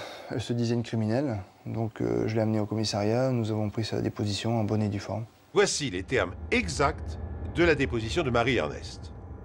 Sous l'effet de la colère, je me suis emparé du revolver. Je suis revenu dans le salon où Jean se trouvait toujours et j'ai tiré sur lui. Avec des aveux spontanés, l'affaire était close. Donc, Madame Marie-Ernest a été déférée au parquet, où elle a été immédiatement incarcérée en vue de son procès. Cette affaire stupide et tragique pourrait s'arrêter là. La justice dispose désormais de tous les éléments pour condamner Marie-Ernest à une lourde peine pour tentative d'assassinat. Et pourtant, un formidable rebondissement va tout remettre en cause. Le lendemain du drame, Jean Ernest émerge du coma où l'a plongé l'anesthésie. J'avais mal, hein. Là, j'avais vraiment mal. Et j'ai vu un médecin assez rapidement. Mais je me suis refait tout le film j'ai revu Marie à la porte avec le flingue à la main. Et je l'ai revu en train de me tirer dessus. Et là, c'est une impression très bizarre de se sentir vivant, mais comme si on se croyait mort. C'est-à-dire qu'on ne sait plus si on est dans un rêve ou dans une réalité, quoi. On ne sait plus si... C'est très très bizarre comme impression. Le cas de M. Ernest est vraiment le plus incroyable qui m'ait été donné de vivre dans ma carrière. Et pourtant, j'en ai vu. Le patient est arrivé dans mon service dans un état critique. Il avait reçu une balle à l'abdomen et avait perdu beaucoup de sang. Et tout de suite, j'ai vu un médecin et je lui ai demandé immédiatement si j'étais hors de danger, enfin, ce qui se passait, quoi. C'était la première chose qui m'importait. Bien sûr, M. Ernest était hors de danger, et plutôt 2 fois qu'une. Il a eu beaucoup de chance. La balle est entrée dans l'abdomen, entre l'estomac et l'intestin, mais n'avait touché aucun organe vital. Nous l'avons retiré, il n'y avait aucune séquelle. Même la cicatrice était insignifiante.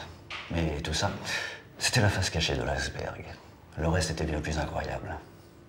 Comme j'avais une douleur persistante, j'avais peur de séquelles éventuelles, quoi. Je me suis dit, une balle, on ne sait jamais... J'avais peur d'être paralysé parce que je ne bougeais pas énormément. Mais je voyais ce toubib en train de sourire béatement, quoi. J'étais assez étonné parce que je ne comprenais pas, quoi. J'ai annoncé à M. Ernest que pendant que j'y étais, en même temps que la balle, je lui avais retiré une tumeur cancéreuse à l'estomac. Et oui, ce patient souffrait d'une tumeur sans le savoir. Je dois également vous préciser que le projectile en avait même ôté une partie. M. Ernest avait subi une opération au revolver. Une première dans l'histoire de la médecine. Écoutez, j'étais complètement étonné. J'ai dit, mais un cancer, moi? J'avais passé la visite médicale réglementaire, je sais pas, 3 semaines avant. Puis je me portais très très bien, quoi. Il n'y avait aucun problème. Concernant la tumeur, il était largement temps que l'on intervienne. Après 6 mois de traitement, ça deviendrait qu'un mauvais souvenir. Si nous avions attendu quelques semaines de plus, les métastases se seraient développées encore et le traitement aurait été beaucoup plus long et plus difficile, sans assurance de réussite. Évidemment, le patient est tombé des nues. Il n'était absolument pas au courant du mal qui le rongeait. Pour le reste, je ne voulais pas savoir ce qui s'était passé, qui lui avait tiré dessus. Ça, c'était l'affaire de la police. Moi, tout ce que j'ai pu lui dire, et d'une manière formelle, c'est que ce coup de feu lui avait sauvé la vie. Je suis revenu à l'hôpital parce que je voulais interroger la victime. Et je voulais surtout lui lire la déposition de sa femme. Une scène de ménage m'a opposé à mon mari pour une raison futile. J'ai eu l'imprudence de me réfugier à la cuisine pour y retrouver mon calme. Mais je me suis souvenu que le revolver se trouvait dans un des tiroirs et, toujours sous l'effet de la colère, je m'en suis emparé. Et c'est marrant parce que moi j'entendais Marie en train de le dire. Et ça m'a beaucoup ému, en fait. Et j'ai pris tout de suite ma décision. Je savais ce que j'allais dire à la police. J'ai dit, mais attendez, mais c'est n'importe quoi, elle est où, Marie? Alors elle me dit, elle est en prison. Je dis, mais ça va pas, non? Comment ça, en prison? Je dis, mais vous voyez bien que c'est un tas de conneries. Elle est en dépression, ma femme, elle raconte n'importe quoi. Je dis, vous n'allez pas la laisser en prison? Il me dit, mais oui, mais la déposition, c'est elle qui l'a faite. Je dis, oui, mais c'est moi qui ai vécu le truc, je suis bien placé pour savoir comment ça s'est passé. De toute façon, il y avait que moi comme témoin. Pourquoi vous... Ça peut pas être autrement. Il me dit, non, mais vous me racontez quoi? Je dis, mais entre sa parole, ma parole, tout... Je sais comment ça s'est passé. Le coup est parti tout seul, voilà. Je lui montrais comment on manie l'arme, mais le coup est parti tout seul. Il était un peu étonné quand même.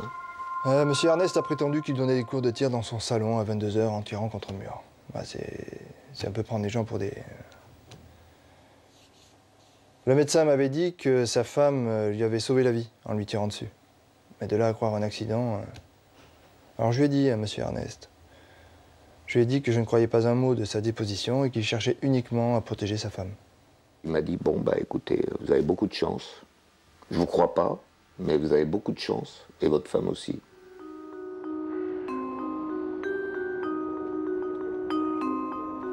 La presse s'empare rapidement de cette histoire rocambolesque. Mais elle est presque trop extraordinaire pour sembler vraie. Qu'une épouse revêche tente de tuer son mari, c'est concevable. Que cette épouse manque son but et que la victime, pour la disculper, plaide l'accident, passe encore. Mais qu'une balle destinée à tuer puisse guérir d'une maladie mortelle, c'est trop. Mais peu importe après tout que cette histoire soit crédible ou non aux yeux des journalistes.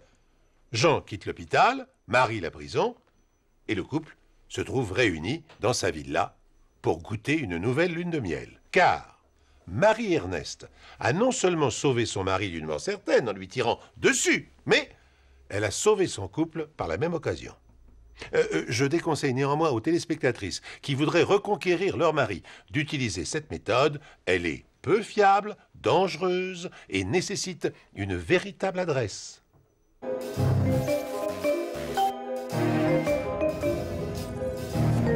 Une histoire d'amour. Ce qui va suivre est une histoire d'amour. Et pourtant, si on avait dit à Anna Balboa que l'amour allait faire irruption dans sa vie, elle aurait haussé les épaules ou elle aurait ri. Pour cette Parisienne de 35 ans, c'est en effet le dernier de ses soucis. Anna est une femme active, une femme d'affaires. Elle gère une usine de mobilier urbain. Elle en a hérité de ses parents décédés prématurément, et de cette petite maison familiale, elle a réussi, grâce à une gestion rigoureuse et des choix commerciaux audacieux, à faire une des entreprises les plus dynamiques de son secteur. Dans ce monde où il est si difficile aux femmes de se faire une place, elle a réussi à s'imposer avec autorité, avec éclat, et elle en est particulièrement fière. Bien sûr, même si elle est célibataire, les hommes ne sont pas absents de sa vie, mais elle veille à ce que ses aventures ne s'éternisent pas. Dès qu'elle éprouve un tant soit peu de lassitude, ou pire, si elle sent un sentiment net, elle rompt. Pourtant, voyez-vous, Anna se trompe. Tous les êtres humains ont besoin d'amour, les hommes comme les femmes. Les anciens disaient qu'il ne faut pas mépriser Vénus, sinon un jour ou l'autre, elle se venge. Alors Vénus va se venger. Et à sa grande surprise, Anna va vivre une histoire d'amour. Le plus souvent, c'est beau, une histoire d'amour. Quelquefois, c'est triste. Mais parfois aussi, c'est terrible. C'est à la rencontre de cette femme étonnante que Fred, mon enquêteur, vous emmène maintenant.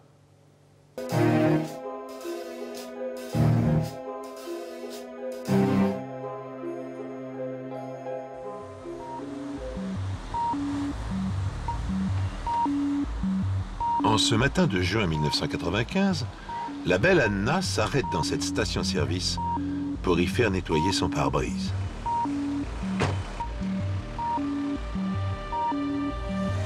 Madame ?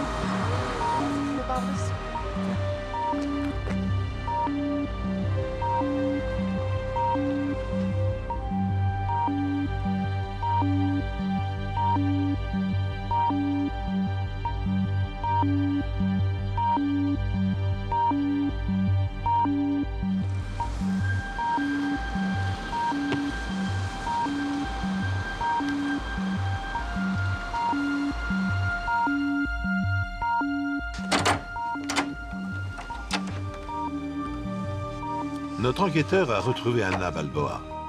Elle a accepté de témoigner dans la chambre d'hôtel où son histoire s'est tragiquement terminée il y a 5 ans.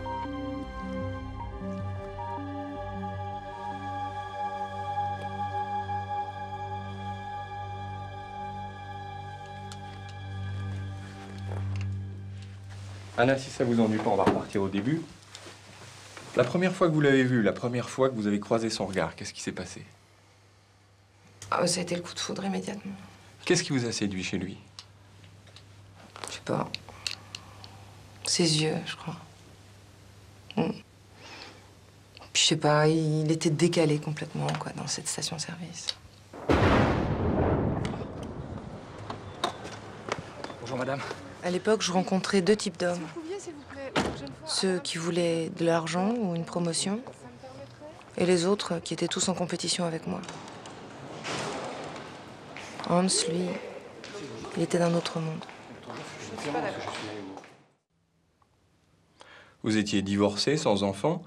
Quelque part, on peut dire que vous étiez un peu à la recherche de l'âme sœur du prince charmant. Pas du tout. J'avais pas le temps pour ça. J'avais tout sacrifié à mon entreprise et à cette période-là, j'étais vraiment fatiguée. J'aimerais savoir comment il vous a abordé. Est-ce que c'est lui qui est venu vers vous? Est-ce que c'est vous qui êtes allé vers lui? Est-ce que c'est... Non. On ne s'est fait aucun geste envers moi. Mais bon, son regard était très clair. En même temps, c'est ce qui me plaisait. Ensuite, j'ai trouvé des prétextes pour venir à la station-service. Juste pour le voir.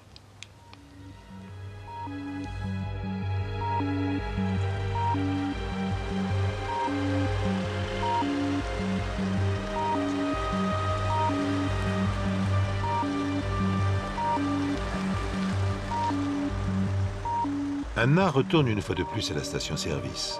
Quand elle arrive, Hans est sur le point de partir. Un simple regard va tout faire basculer.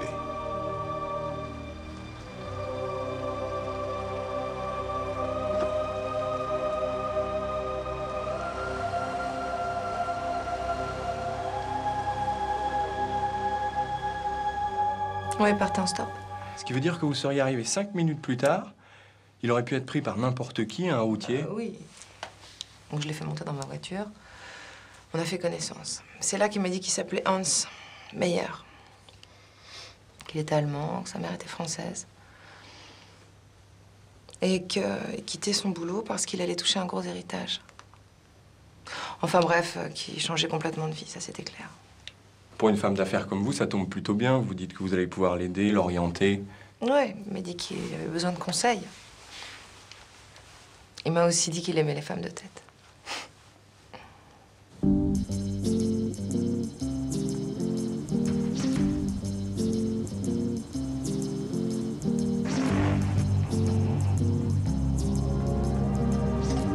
La vie ressemble parfois à du cinéma.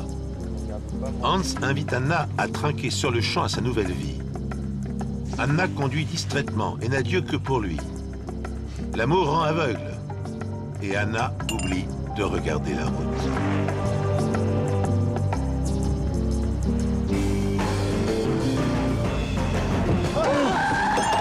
Bouge pas, bouge pas.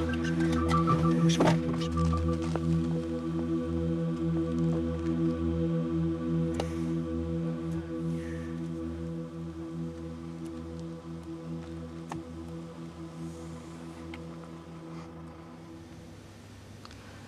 J'étais tétanisée. Je n'osais plus bouger. Anna prend conscience que sa vie vient de basculer sur cette petite route. Prends le volant. Prends le volant.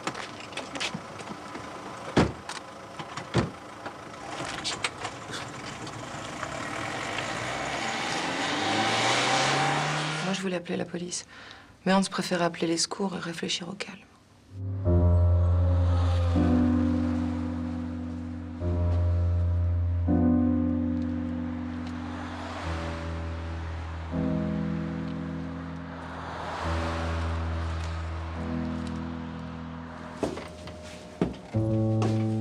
Bonsoir madame, bonsoir monsieur. Un cognac s'il vous plaît, monsieur.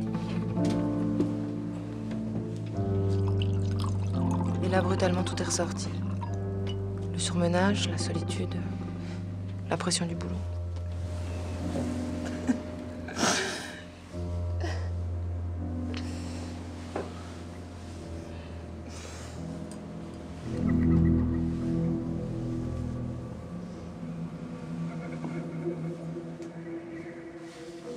J'ai jamais eu le droit à la moindre erreur.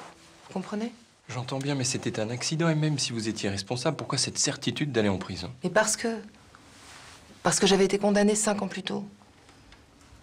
À cause d'un excès de vitesse. C'était un accident grave. Et j'avais pris 1 an avec sursis. Là, j'étais sûre de plonger.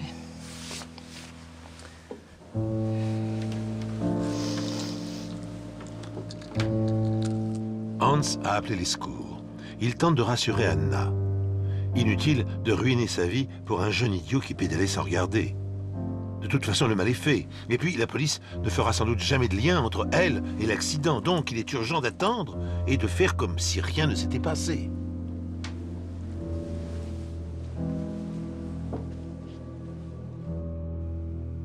Cette première nuit, vous l'avez passée ensemble? J'avais imaginé ça autrement. Quand je me suis réveillée, j'avais un mal de crâne épouvantable. Et puis, je l'ai vu sortir de la salle de bain. Et j'ai tout de suite repensé à l'accident. Anna est inquiète, elle se sent coupable. Mais Hans s'occupe de tout. Petit à petit, il commence à prendre de l'ascendant sur elle.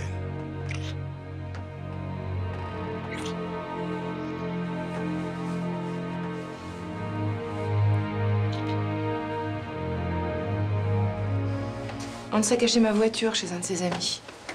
Il m'a conseillé de ne pas appeler mes proches tant que je serais dans cet état-là. Il m'a dit de me détendre, tout oublier. Alors on a décidé de rester quelques jours à l'hôtel, comme si on passait un week-end en amoureux. Amoureux? Vous n'aviez pas de scrupules? Bien sûr que si. Mais j'avais surtout des scrupules vis-à-vis de Hans. Alors qu'il y était pour rien.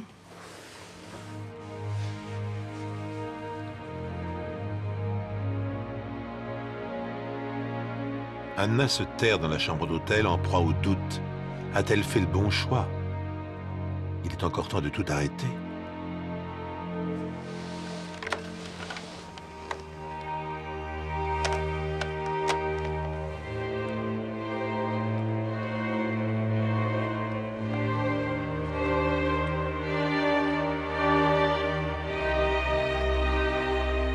Mais bientôt, Hans revient avec de terribles nouvelles. Le cycliste s'appelait François Clerc. Il avait 20 ans et il est mort. Oh non! Oh non!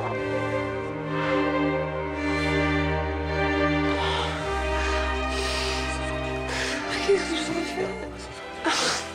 Le cycliste était mort et moi, je devenais une meurtrière. Je venais de tuer un garçon de 20 ans.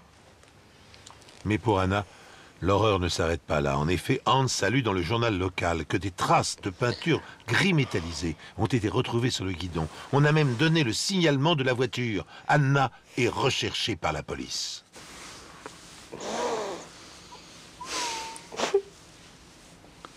Hans a téléphoné à un ami avocat. D'après lui, je risquais jusqu'à 15 ans de prison. Il vous a donc proposé de fuir? Non. Il m'a réconforté du mieux qu'il a pu. Il m'a dit que de toute façon, le cycliste était mort et qu'il n'y avait rien à faire. Il m'a proposé de m'aider à fuir la police.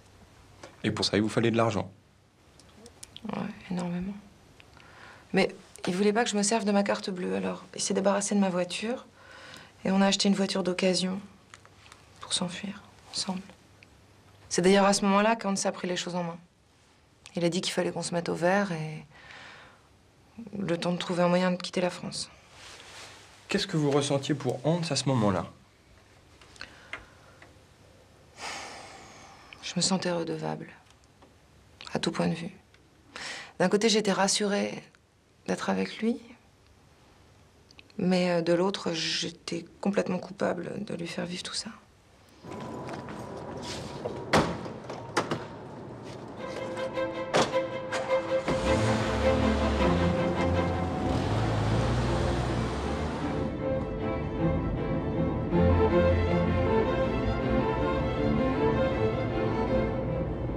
La cavale commence pour les deux amoureux.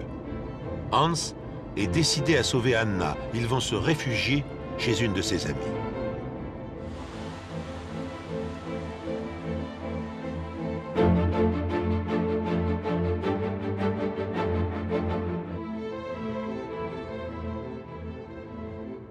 Pourquoi vous cachez chez votre amie? Parce qu'Isabelle était au Brésil. C'est une amie en qui j'ai confiance. Je savais qu'elle me poserait pas de questions. Elle m'a fait donner les clés par son jardinier. Mais pourquoi pas aller plus loin? Au Brésil, aux Baléares. Parce qu'il nous fallait des faux papiers, sinon on pouvait pas circuler librement dans les aéroports.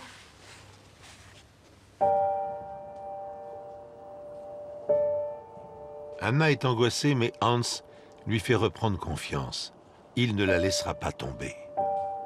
Seulement voilà, pour fuir, il faut de l'argent.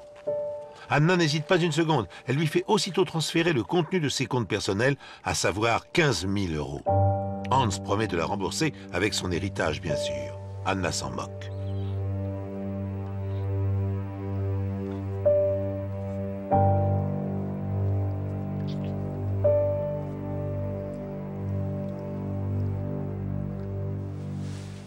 15 000 €. Vous lui avez donné tout votre argent. Hans a été très clair.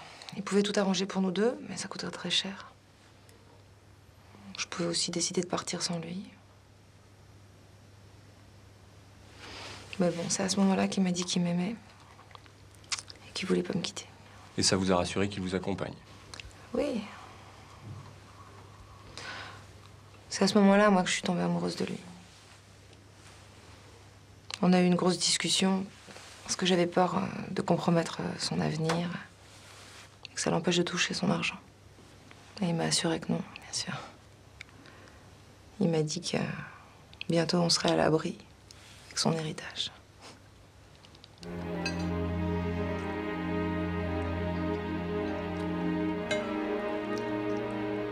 Anna est enfin amoureuse.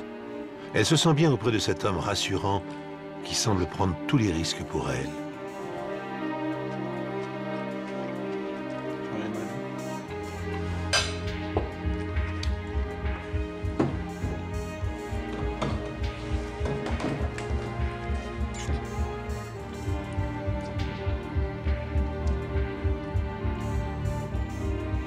Bientôt, on pourrait refaire notre vie au bout du monde.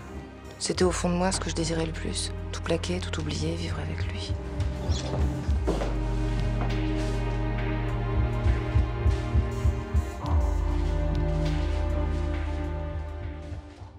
Et votre société? Ça, je pouvais déléguer, gérer à distance. J'ai appelé mon directeur général pour prendre quelques jours de vacances. Et c'est aussi simple que ça? Absolument.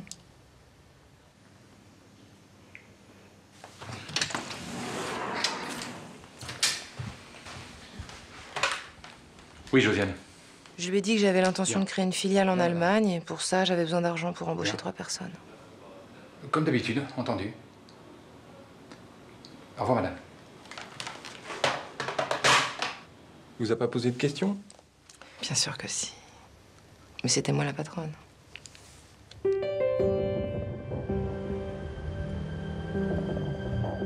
Nous sommes allés rencontrer Paul Mercier, le directeur de l'usine d'Anna Balboa. Entrez, je vous en prie. Monsieur Mercier, aujourd'hui, vous êtes le PDG d'Omniplastique. Vous avez repris la place d'Anna Balboa. J'aimerais que nous repartions en arrière quand vous étiez directeur général. Rétablissons les faits d'abord. Madame m'appelle pour me dire qu'elle part en vacances. Comme ça, subitement. À moi de me débrouiller pour gérer la boîte. Comme d'habitude. Ce n'est qu'après qu'elle me rappelle pour me demander de débloquer des fonds pour créer une filiale en Allemagne. Vous trouvez ça bizarre? Bah, oui, tout à fait. Les Allemands sont nos concurrents directs les plus importants. Alors à cette époque, créer une filiale en Allemagne, c'est carrément suicidaire. Ça, vous lui dites au téléphone? Bien évidemment. Mais elle rejette toutes mes objections. Et? Mais elle est très claire. Elle me dit que si ça ne me plaît pas, je suis viré, séance tenante. Oui, allô Paul, oui, c'est Anna. Oui, j'aurais besoin de 100 000, s'il vous plaît. Oui. Oui, aujourd'hui. Oui. 200 000. Oui, non, j'ai dit 100 000. Oui, voilà. Aujourd'hui, donc sur mon compte. Très bien. Au revoir, je vous rappellerai. En quelques jours, Anna ponctionne son entreprise d'une énorme somme d'argent. Pourquoi l'Allemagne? Parce qu'on avait des relations là-bas. Et parce que c'est près de la France. Ce que vous voulez dire, c'est qu'à l'époque, vous pensiez pouvoir sortir de la clandestinité rapidement. Oui, l'avocat, l'ami de Hans, disait que l'affaire serait classée au bout d'un certain temps. Et que ce serait plus qu'un mauvais souvenir. Voilà.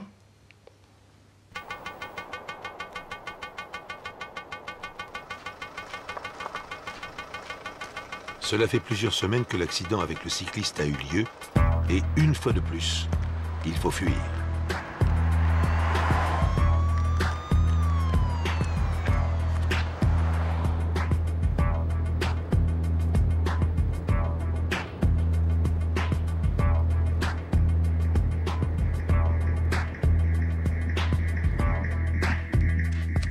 Hans prépare leur avenir, mais il lui faut beaucoup d'argent. Anna obtempère, rongée par la culpabilité.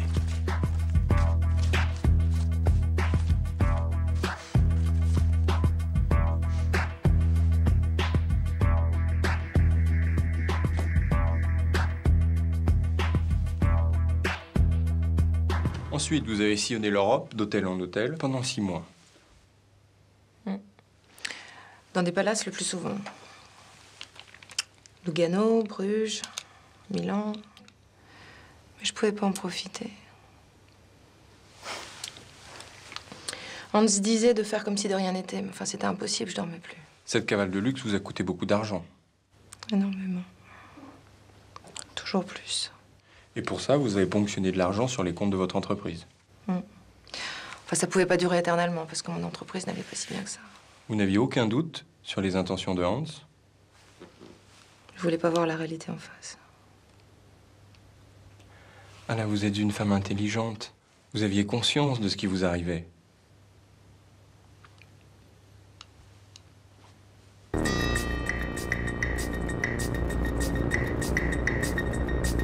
Oui, Anna est une femme intelligente.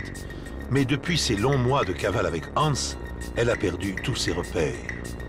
Pour une seconde d'inattention, sa vie a basculé dans la marginalité.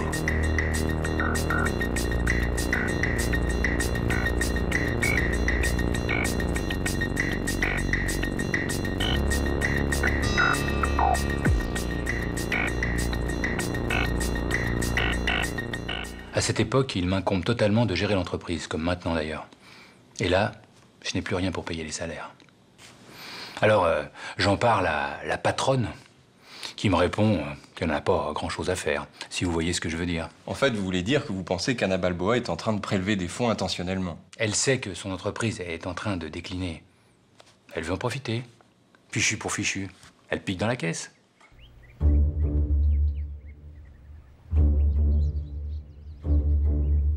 Nous avons retrouvé Isabelle, la seule amie d'Anna Balboa, celle qui lui avait prêté sa maison. Bonjour Isabelle. Venez, on sera mis dans le jardin. Très bien. J'aimerais que nous revenions sur la conversation téléphonique que nous avons eue. Lorsque vous êtes revenu du Brésil... Alors là, je dois vous dire que j'étais un petit peu déçue. Quand le jardinier m'a appris qu'Anna était partie en laissant la maison dans un état déplorable. Vous saviez qu'elle était accompagnée? Non, je l'ignorais. Est-ce que vous pouviez imaginer Anna partir avec un inconnu? Oh non, je connaissais Anna par cœur. Elle ne vivait que pour son travail. Alors, tout laisser tomber pour un mec... C'était impossible, inimaginable. Il n'y avait pas de place pour les hommes dans sa vie. L'incrédulité d'Isabelle alimente la thèse du directeur général. Anna vole son entreprise. Interpol lance un mandat d'amener international sur la personne d'Anna Balboa. À partir de quelle date intervenez-vous? Eh bien, nous avons lancé un avis de recherche international à partir du mois de janvier 1996. Un mois après avoir été alerté par le directeur général d'Omniplastique de mouvements de fonds plutôt suspects sur les comptes de la société. Anna Balboa n'a jamais été recherchée avant cette date? Absolument pas. D'ailleurs, à cette date-là, c'est une affaire strictement financière. Alors, il y a eu un premier prélèvement de 15 000 € en juin, puis un deuxième de 50 000 € en août, puis un troisième de 135 000 € en septembre. Et à partir de là, les sommes sont de plus en plus importantes. Oui, oui, et il y a eu 3 autres retraits entre janvier et mars 1996, pour aboutir à un total de 680 000 €. Donc, vous êtes persuadé qu'Anna Balboa est un escroc, qu'elle est en train de prélever de l'argent sur son entreprise, et qu'elle agit de son propre chef. Exactement.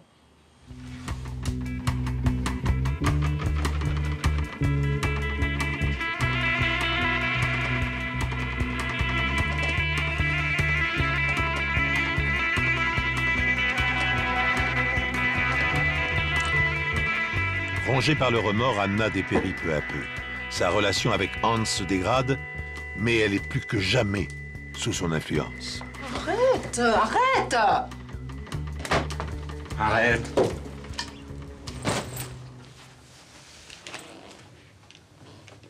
Hans, lui, vient de s'offrir un jouet dangereux.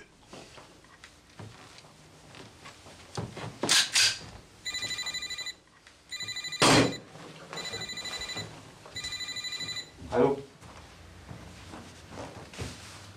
Après ce coup de téléphone, Hans est furieux. Son héritage est retardé de plusieurs semaines. Il a besoin d'argent pour organiser leur fuite. Cette fois, il exige 300 000 € en une seule fois. On peut rien faire si on n'a pas la thune, là, d'accord?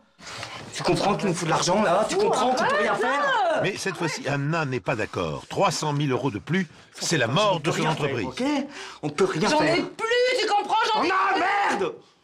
Faut en trouver, d'accord? Tu me vois, si jamais... Arrête, j'en ai plus, Si jamais, j'en ai putain d'argent, tu trouves pas, tu me revois plus. T'as bien compris? Tu me revois plus.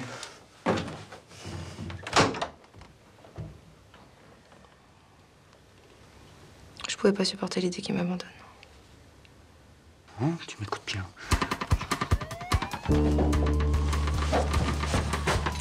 Tout à coup, à la faveur d'une sirène de police, Hans fait croire à Anna que la police est là, qu'elle vient pour l'arrêter. Il faut fuir tout de suite. Viens maintenant. C'est la panique. Hans prend les choses en main. Une fois de plus, Anna le suit. Vous êtes échappé in extremis. Et dire que j'avais douté de lui alors qu'il prenait des risques pour moi. En même temps, il était bizarre. Je le sentais différent.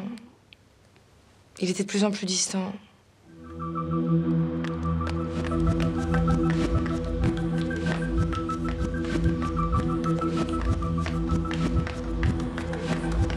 Comble de l'absurde.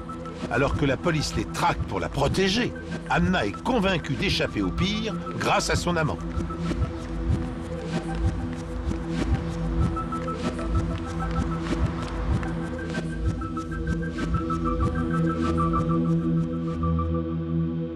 Anna Balboa vous échappe, elle vous glisse entre les doigts, mais vous faites une découverte qui change tout. Un peu par ici. Elle est effectivement accompagnée d'un individu bien connu des services de police. Hans Meyer. De son vrai nom, Karl Ackermann. Il a laissé ses empreintes digitales un peu partout dans la chambre, ainsi que son portrait sur les bandes de vidéosurveillance.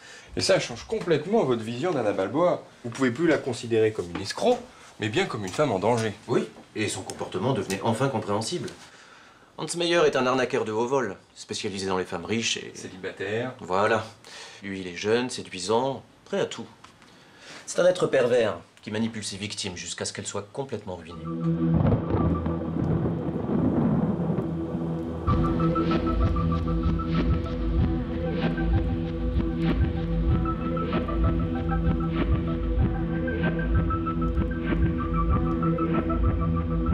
C'est à ce moment-là que vous décidez de mettre en place une opération de grande envergure.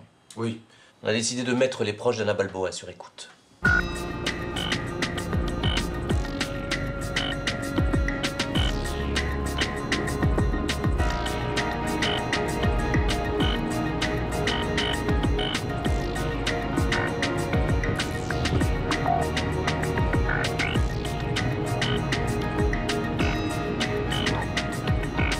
Anna est à bout de force. Cela fait plus d'1 an qu'ils sont en cavale. Elle est désormais sous l'emprise totale de Hans.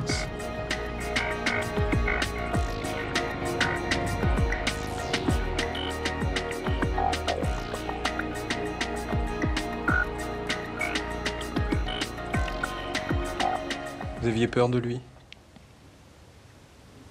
Non. J'avais surtout peur qu'elle me quitte.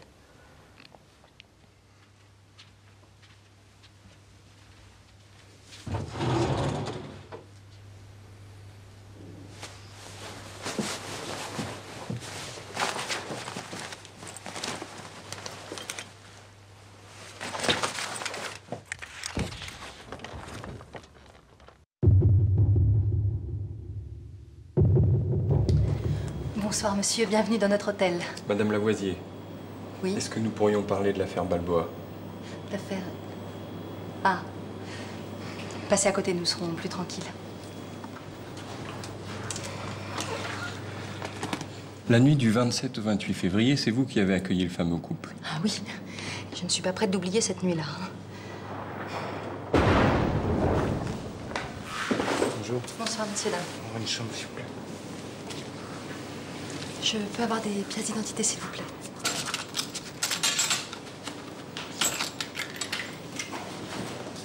Bonne soirée. Ils étaient complètement dépareillés. Vous voyez ce que je veux dire? Elle était Maigre, négligée, cheveux en bataille. Elle tenait à peine sur ses jambes. Lui, par contre, présentait assez bien. Mais elle... Vous les avez donc bien remarqués? Ah oui. En plus, j'ai eu un doute sur les papiers de la femme. Parce qu'elle avait l'air d'avoir 15 ans de plus que sur la photo. Et ça, vous avez bien faire la déclaration à la police? Ah non, non, non, j'ai pas du tout fait de déclaration à la police. Épuisée, Anna se laisse porter jusqu'à la chambre. Combien de temps Hans la soutiendra-t-il encore? Vous avez senti ce qui allait se passer? Je cherchais à gagner du temps, mais Hans était de plus en plus pressant. J'ai fini par lui avouer que j'avais plus accès au compte de mon entreprise. Et comment a-t-il réagi? Aucune réaction. Je crois qu'il s'y attendait.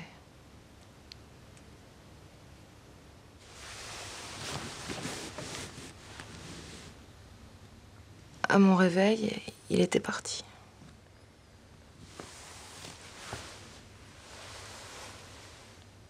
Et c'est à ce moment-là que vous décidez d'en finir?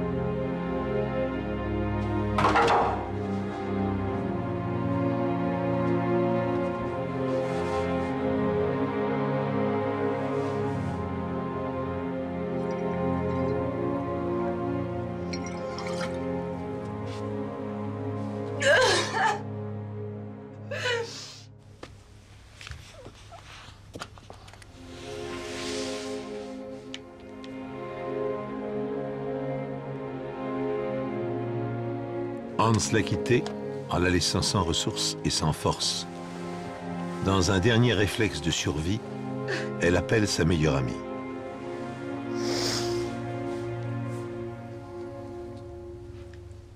Vous aviez conscience de ce qui était en train de se passer?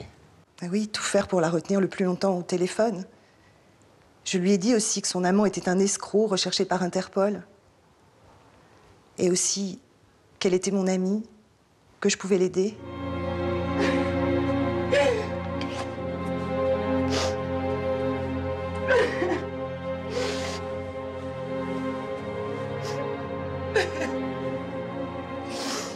Cette conversation permet à la police de localiser Anna. Mais arriveront-ils à temps pour l'empêcher de commettre l'irréparable?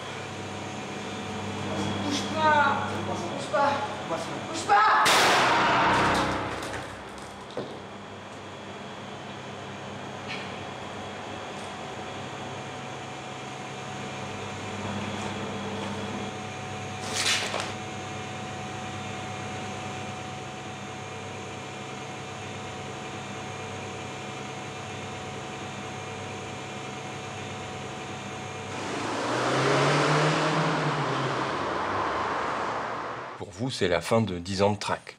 10 ans de travail. Je l'ai cherché partout, entre 86 et 95, sur une demi-douzaine d'escroqueries, toutes sur le modèle Alain Balboa. Finalement, on peut dire que Hans Mayer a été victime de sa dernière victime.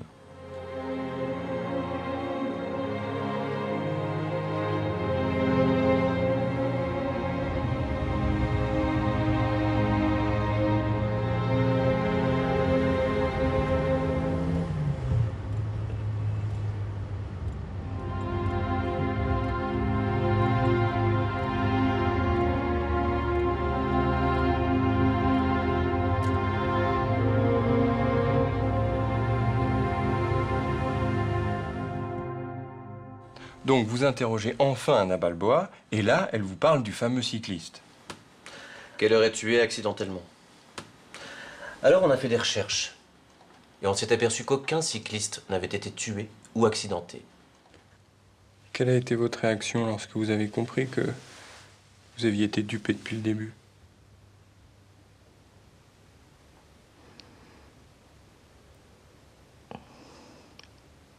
J'ai pas compris.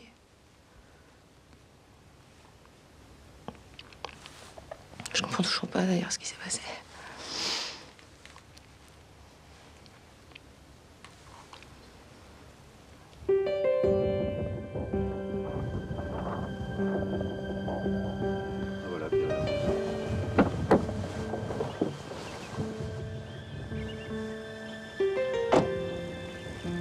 Bonjour. Merci d'être venu. Cet endroit vous rappelez quelque chose? C'est bien vous qui, le 28 juin 1995, avez été heurté ici, à ce carrefour, par une voiture? Ah bah ouais. Le choc avait plié mon vélo en deux. Je suis même resté quelques secondes là, dans les pommes.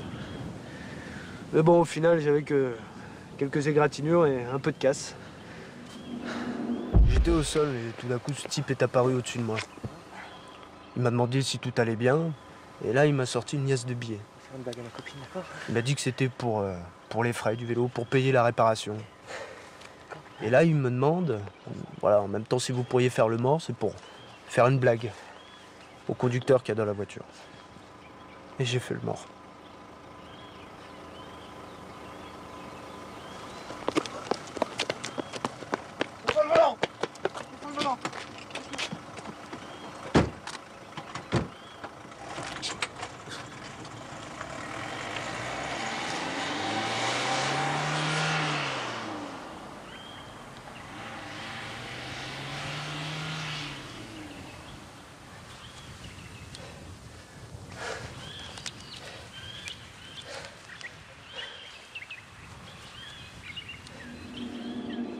Et vous ne vous êtes pas posé de questions?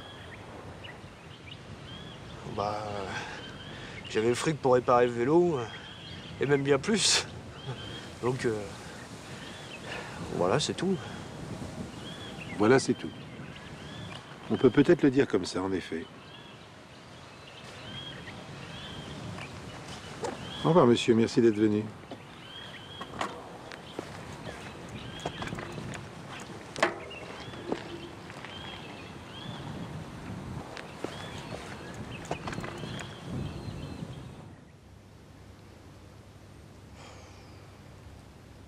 C'est seulement maintenant qu'Anna comprend l'effroyable manipulation dont elle a été victime.